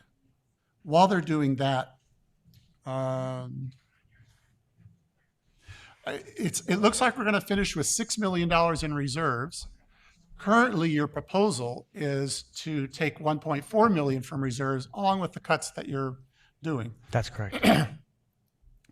I'm saying let's take another million to keep Squad 6 as it is, to keep the crime lab. So that's 2.5 million that I would use of the 6 million. I'm just trying to get it to 2 years. Folks, if we get into 2 years, there's going to be a reckoning if we don't get another $10 million to keep us going. So I am all prepared to dip in the reserves. It's why you save for retirement. So when you retire, you have something there. And we have saved for hardship, and we are experiencing hardship, and it's time to use the money for hardship. When we're out of the hardship, we're going to have to make different decisions. But it's why companies reserve for workers' comp claims. They reserve for police cars. They reserve for fire engine replacement. You reserve for these things because you know you're going to have to use that money someday. I think this is the slide you want. Okay. This is a big chunk of where we get our money, property taxes. We heard about sales taxes. Look at this. Per capita, the property, this is 26% of our general fund budget, I think it is, roughly a quarter, with sales tax being about half. Mm-hmm. The per capita revenue, we're last. But look at the other cities along the spectrum. Let's start at the left. Del Mar, Coronado, Encinitas, Solana Beach, Carlsbad, Oceanside. What are those cities? They're coastal cities. Coastal cities with high assessed values of properties. And look on the right-hand side. Lemon Grove, Escondido, National City, El Cajon, La Mesa. We're all inland cities. The value of homes in inland cities is different than value of property tax on coastal cities. This is part of the dilemma, the structure that we're in. And it's not just El Cajon, it's inland versus coastal in a way. Look, my gosh, look at Del Mar. They get $2,139 of property tax per revenue, almost 10 times what we get. That's just crazy. And this is the reality. We only get this much money. Also, I think homes in lower income areas, which inland is more affordable than the coast, turn over less frequently because I have nowhere else to go. This is the most affordable place I could live. If I live on the coast, I'm in a different situation. I'm going to change houses, that resets the property tax, et cetera, et cetera. But down here, we're just not seeing a lot of turnover in multifamily housing, in other situations. We're seeing second generation owners who are inheriting these properties. They're not selling, so they're inheriting these low Prop 13 rates. This is our challenge. That's the revenue problem that I see that we have. On the expense side, I'm willing to take the 1.4, add $1 million, make it 2.4 to take from the 6 million. I know next year we may need to take 2.9, but we'll still have a little bit of money left in reserves after 2 years. And that gets us to a 2028 ballot. And somehow we have to structurally change our revenue because this isn't doing it for us.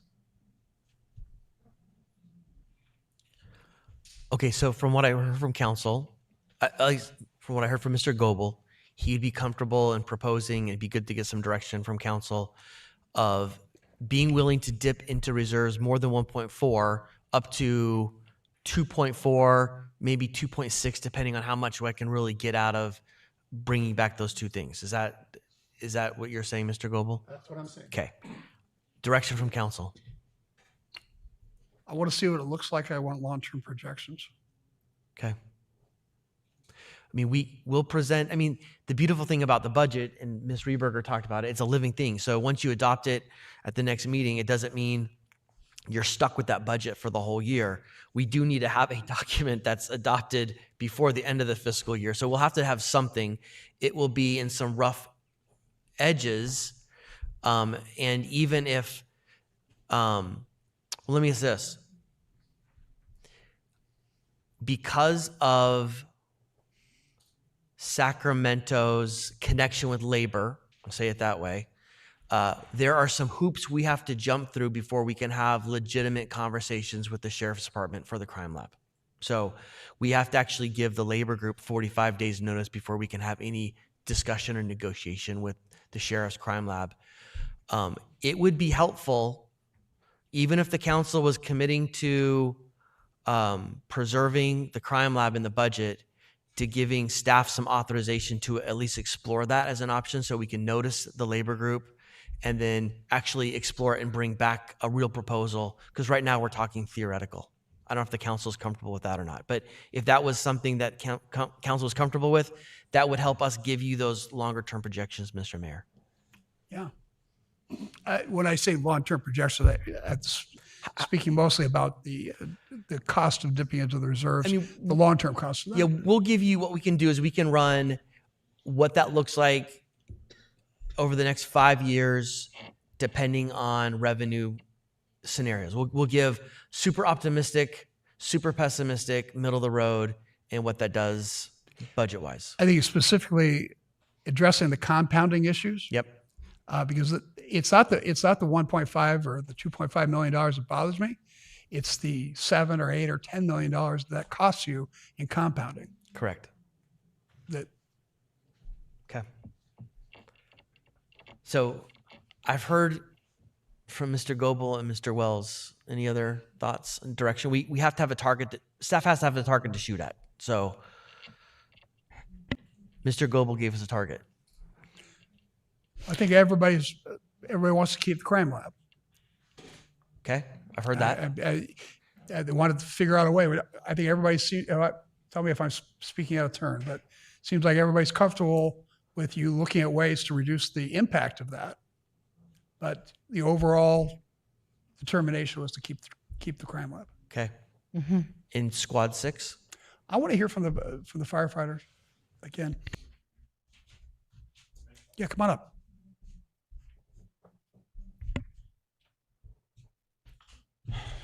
Thank you, Mr. Wells, for allowing me to come back up and clarifying the questions and making sure terminology is correct and all those things. I got to be honest. My main reason for wanting you to come back up is I'm just confused by what's really happening. Right? Sure. I'll try to explain it to the best of my ability. And essentially what it would be doing is robbing Peter to pay Paul, right? We're taking resources from one area, Station 6, which is the busiest station in East County, and using those personnel to fill seats in other apparatus for that day so that the city can save money on overtime, people using vacation, things like that. Well, what happens is, and as far as the comparison or the analogy of using, apples to apples as far as browning out compared to San Diego City, is it's exactly the same thing, except for just a different scale. San Diego's history with their past financial issues and budget cuts and things like that, they'd shut down a whole station like, no one's at that station for the day or for years or however long their brownouts lasted. The same thing would happen. No one's on Squad 6 for that day. And to the city's opinion is like, well, those calls still get ran. They just get ran by Engine 6 and Truck 6, who are also housed at Station 6, right? The difference is that Squad 6 runs almost 5,000 calls a year. The engine in the truck, an additional 3,000 to 4,000 calls a year. A truck that is far past its due date, which we're grateful that the next one's coming, but it's still in service, right? Try driving that 54-foot long ladder truck into apartment complexes to go to abdominal pains. It's very challenging. It takes time, takes effort, all those things, right? So if you're expecting to take the 5,000 calls that the squad runs and hoping that the Engine 6 and Truck 6 is simply able to cover that, they wouldn't be able to, because then in combination, they're 8,000 calls plus, timing is just not going to work out that much in our favor, right? So if you have one call go out and another call go out, eventually either the station or the district would then be left uncovered because they would be committed to a call. And this is simply talking emergency calls, not training, not classes, not mandatory, anything else, right? Just calls. So if the engine and truck are gone, the station's now left unattended, right? So you can't have a walk-up medical aid anymore, or the response is coming from another area. The district is also unmanned because they're committed to calls. So who's that next apparatus coming in? And that's what was referenced before, is that we're again giving relief to our neighbors in H district because we're able to add an apparatus, right? Now Lakeside and parts of San Miguel 23s, 19s doesn't have to come in as much, right? Well, then we're doing the exact same thing to 6s because that call volume is higher amongst those 3 units. So then those 3 units are put onto 2 units. Those 2 units are occupied. So then we're going to have to pull in from San Miguel again. We're going to pull from Station 13, and LeMay said they're going to come down El Cajon Boulevard. So we're doing the exact same thing, but just a different district. That's the biggest difference. So the brownout, obviously it's at a lower scale, right? But it's basically not occupying an apparatus or a station. And I really, really hate to be a part of something that could even get us close to what happened to my brother from San Diego City who spoke before all of us about his members, one taking their own life, another member showing up to a fire station trying to get help because he thought there was people there and they're just not there. That is super hard for me to even comprehend. So brownouts to me are not the answer. And however you call it or however we change the language as far as convincing or explaining to the public that what a brownout is or what shutting down a unit is, regardless, the result is the same, right? It's less members for service in that area, which is definitely what we're shooting for. It's not what Councilmember Goebels worked so hard for in the 208, what our chief staff has worked so hard for in the 208. We've worked so hard to increase our services, and I don't know the last time we talked about it, just the other Station 8. Just to do that and then shut a unit down, there's got to be another way. So I hope that answered your question. Helps. Mayor and Council, perhaps Chief Koch can also comment on the operations since he is the manager of the department. So Yeah, that'd be nice. But let me see if there's any other questions that. And if I could add one more comment, just so it's on the tip of my tongue. The plan currently with hiring the EMTs that the city is paying to go to medic school, that's a part of the plan as well. To take that EMT, let them utilize the squad while it's in service, take it out of service so that they can go to school, right? So we've made that commitment as we've had to become creative with our hiring process, right? That plan also puts another tax and another issue onto our fire admin with having to be creative once again with how to get these new hires that are at a lower level of education to the level which we expect for our citizens, right? So it just throws another wrench in things. It also throws a wrench in dispatching. It throws a wrench in our response matrices when we go to structure fires, rescues, and medical aids. The squad is just a pickup truck, but boy, is it a utility player with our department. So yes, thank you. I think Steve has a question. So under my proposal to continue to operate Squad 6, instead of reallocating those to vacations and sicknesses, things like that, it means there will be force backs. Under the city manager's proposal, they would fill the open positions and force backs would be less frequently. I just want to be candid that if we continue to operate 6, there will be force backs. And I've heard from battalion chiefs and captains, I hate going back.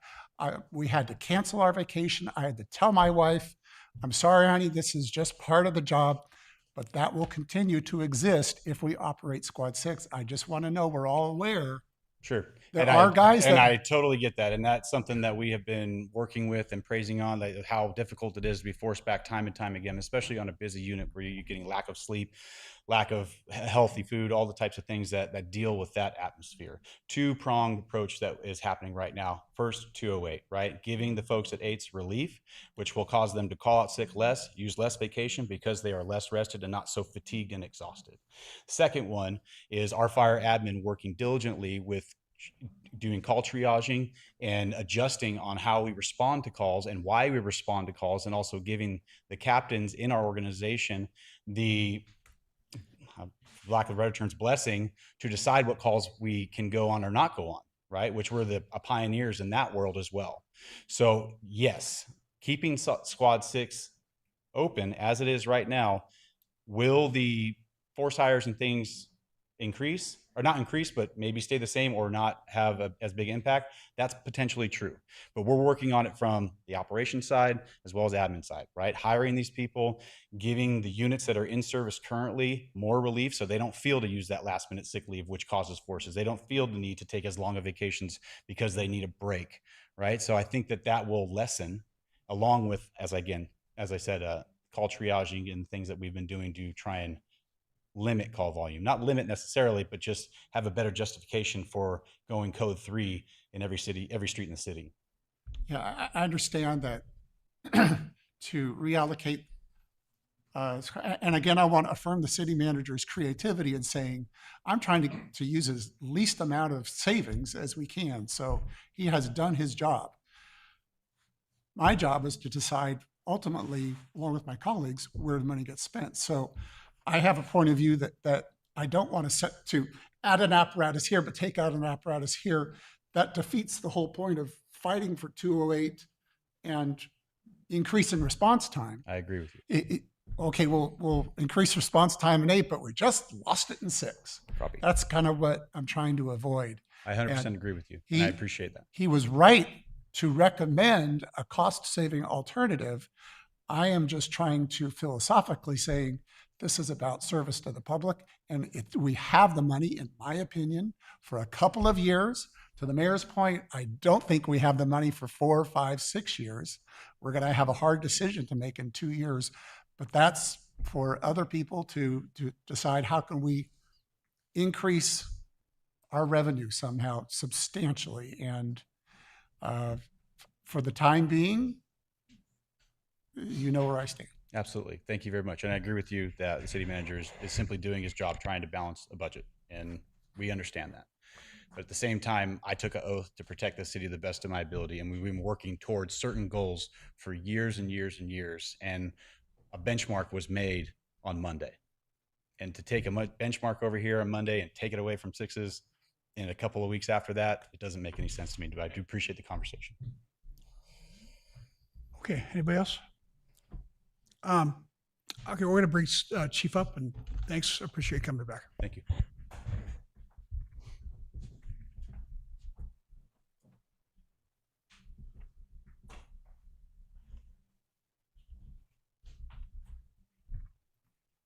Hi, Chief. Good evening, Mayor Wells, respected members of the City Council. My name is Ben Cajon. I'm the Fire Chief for Heartland Fire and Rescue, serving the cities of El Cajon, La Mesa, and Lemon Grove.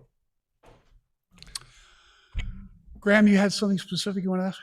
No, I just think it's helpful. The chief is the one that actually understands how the operations work, and so he can maybe add some additional color commentary on what was just shared if it's different or if it's not different. So Having to make a decision between two bad decisions, I'm trying to look at what is the least impactful decision. We have limited resources, and we have to figure out how we can live within our means. And then looking at what the options are. Taking Squad 6 out of service instead of a fire engine out of service is not, it is something that has the least impact to the service that we're able to provide to the community. It's not something that I'm taking lightly. I know it is gonna really have a difficult impact on Station 6.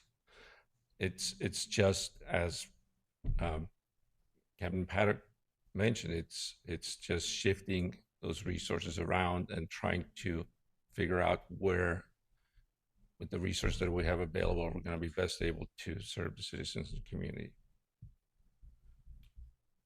Okay, so your stance is that given the set of circumstances that you have, it makes more sense to take the squad out of service than the engine out of service. Correct. From operational perspective, given the circumstances that we're dealing with, squad carries 2 firefighter paramedics. Squad does not have pump water hose or ladders or specialized tools that the ladder truck or fire engines have. So the fire engines and the ladder truck can do everything the squad can do. The squad can do maybe 8% of what a fire engine or ladder truck can do. So it really comes down to operational capacity capabilities. It's not ideal by any means. If they're both running simultaneously, can you triage calls and not send a ladder truck out to the apartment complex for the abdominal pain? We have a pretty robust call triaging process right now in place. One of the challenges that the fire department is seeing, or EMS system is seeing, is trying to match the caller's needs with the most appropriate resources. Unfortunately, it's governed by California law that once certain calls come in, fire department or EMS services will have to respond. And so we just recently, in the last couple of years, we're able to get triage programs in place where we can downgrade some of the calls, but we cannot downgrade all the calls. And so as of right now, there's some calls that we send an ambulance only. For the squad unit, the squad does not go to every call. So sometimes there's calls where we need to have full staffing. But as far as being able to triage, we have some limited capabilities of triaging what we can and cannot send. Okay. I got a question. Yeah, go ahead. So Squad 6, I think, runs something like 4,600 calls a year. So if we reallocate those people and now you just have an engine and a truck, that implies that the truck would be handling 4,600 calls a year. Can we, that thing is running on nuts and bolts, that we have to manufacture parts. Are you confident that the truck can handle that kind of volume? So the 4,600 calls, or it is over 4,000 calls, depending from year to year, but those calls would end up getting spread out between other units. Okay. Based on which unit is available and closest unit concept. Yeah, It's likely going to pull in 208 or engine 8. And I've asked the chief to, at some point, look at a way to, because we know that Station 7 and Station 9, based on the first quarter of data this year, is running about an average of 3.5 calls a day. That's really light. So if there was a way to shift those resources over closer to 6, the challenge is that you just can't up and move a building, but there's ways to do that. So anyways, I've asked the chief to explore a couple other options in that area too. Any other questions for the chief? Thank you, chief. Appreciate it.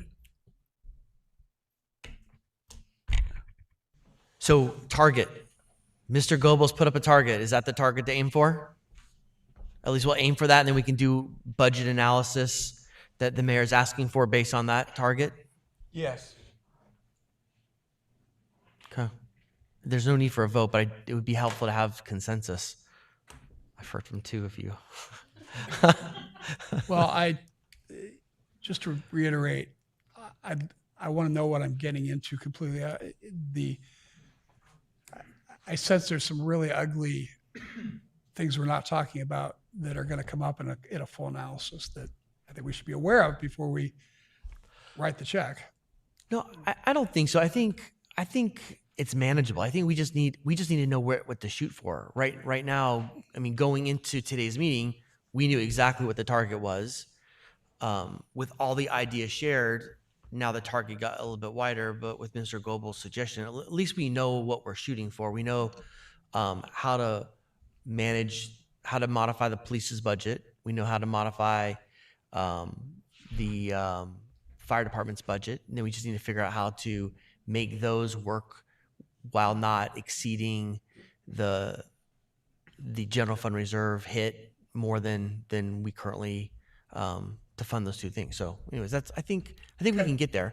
And as part of that, as part of our budget analysis, as part of our presentation in 2 weeks, we can show scenarios of what that means long term with the compounding issue. So it's just so you know, maybe we got to make some decisions first quarter of the budget year. And this is a great way to start the year, but we may be revisiting some of these cuts at first quarter based on that analysis. Yeah, okay. Yeah, I'm comfortable with that. I do want to mention one thing I mean, Sandag's going to go out for a sales tax. There isn't MTS going out for a sales tax. MTS will be in 2028. Yeah, but so many sales tax increases are coming, and I don't think the public's going to be very happy with us for doing the same thing. Well, there's a couple options. It doesn't have to be a sales tax. It can be some form of other revenue, such as a parcel tax, a door tax, a community initiative, a citizens initiative. What about a bond? You have to pay for it with either property tax or a sales tax. You have to pay for it with some sort of a revenue source. Typically, you don't want to use bond for operations because you got to pay double or triple back. But let's not rule out a special election either to not be on the ballot with all these other things. If you were to, that would make more sense. I know there's a heavy cost to it, but if you were the only thing on the ballot, that's a different decision than if you're looking at 4 or 5 things that you might pay for. There are a lot of options. I don't disagree with you, Steve. Long term, without an infusion of some significant cash, it's hard to see the end. MTS has a $140 million deficit in 2030. And across the state, it's a multi-billion-dollar transit issue. And our nearby cities who are in the same property tax conundrum as we are will face the same situation we are. Well, my opinion is I'm willing to give Mr. Goebel and Mr. Wells' plans a shot. My first snarky comment on that, though, is that those dispensaries are looking pretty good right now for an extra couple $1 million a year. Oh, I'm sorry, the what? No, we turned down getting dispensaries in, and we're talking about revenue sources, so they're looking pretty good right now on that, a couple $1 million a year. But anyway, go ahead and do what the guy said. On the 45-day notice, is council okay with us exploring conversations with the sheriff's department that gives us some runway, or do you want to chill that for right now? No, I'm comfortable with giving you 45 days. I'm not. We're keeping the lab in my book. It's $500,000. That's what were you saying? So so if the lab were to go away, if we were to contract out with the sheriff's department, we would need to give notice to our labor group 45 days before we can have a conversation with the county. Oh, I'm sorry, I misunderstood you. So yeah, so I was asking, does the county want us to explore conversations with the county or not? What I'm hearing the council say is that lab's not a non-negotiable at that. That's all I needed to know. I thought you were talking about the 45 days to coordinate with the other cities about them. No, we can do that tomorrow. So no, that's all I needed to know about that. So can we go to the last slide? Can we turn my thing back on?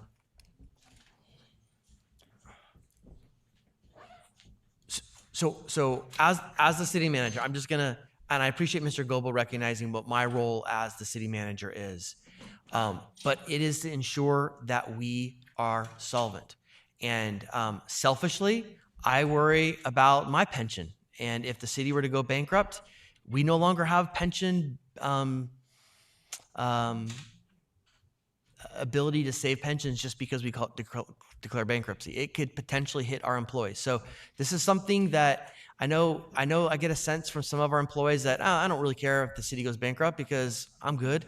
They're not good. They potentially lose their pension. So I'm thinking about long-term, and we will present data to the council so you can make the best possible decision you can, but we'll implement as the council has seen fit, and we'll follow that direction. Mr. Mitchell, I think you make a good point because a number of years ago, the city of Cedar Falls, Rhode Island declared bankruptcy, and the employees are only getting 25% of their promised pension. So It's a real thing. yeah.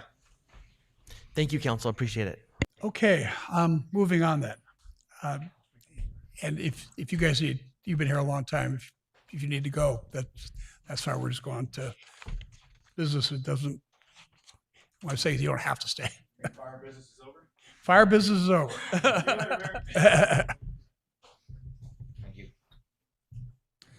All right, the last administrative report on today's agenda, item 15, is for the city council meeting schedule.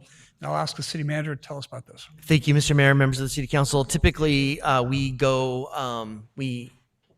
cancel the second meeting in August, allows people to take vacation and also to kind of regroup before the fall season begins. So staff's recommending we cancel that second meeting in August. It's always available to reschedule if something critical comes up. All right, council, any questions? All right, any speaker cards? No speaker cards, sir. I'd like to make a motion then to approve. Second. All in favor, say aye. Aye. Aye. Motion carries by a 4-0 vote. Councilmember Ortiz is absent. There are no commissioner reports on today's agenda. Item 16 is my activities report. Item 17 is Councilmember Goebel's report. As reported. Councilmember Kendrick's report. As reported. And Deputy Mayor Mitchell's report. As reported. There are no joint councilmember reports, no general information items, no first readings of ordinances are on today's agenda. We have a second reading and adoption of an ordinance to amend the contract between the City of El Cajon and the Board of Administration California Public Employees Retirement Systems. I'll ask the city clerk to read the title, but first, Angela, are there any speaker cards for this item? No speaker cards, sir. Angela, would you then receive? The title reads, an ordinance of the City Council of the City of El Cajon approving an amendment to the contract between the City of El Cajon and the Board of Administration, California Public Employees Retirement Systems. All right. Looking for a motion? So moved. Second. All in favor, say aye. Aye. Motion carries by a 4-0 vote, and Councilmember Ortiz is absent. We have no closed sessions on today's agenda, and this brings us to the adjournment, the regular joint meeting of the El Cajon City Council, El Cajon Housing Authority successor agency to the El Cajon Redevelopment Agency, held this 9th day of June 2026. It was adjourned until Tuesday, June 23rd, 2026 at 3:00 p.m. Thank you all very much.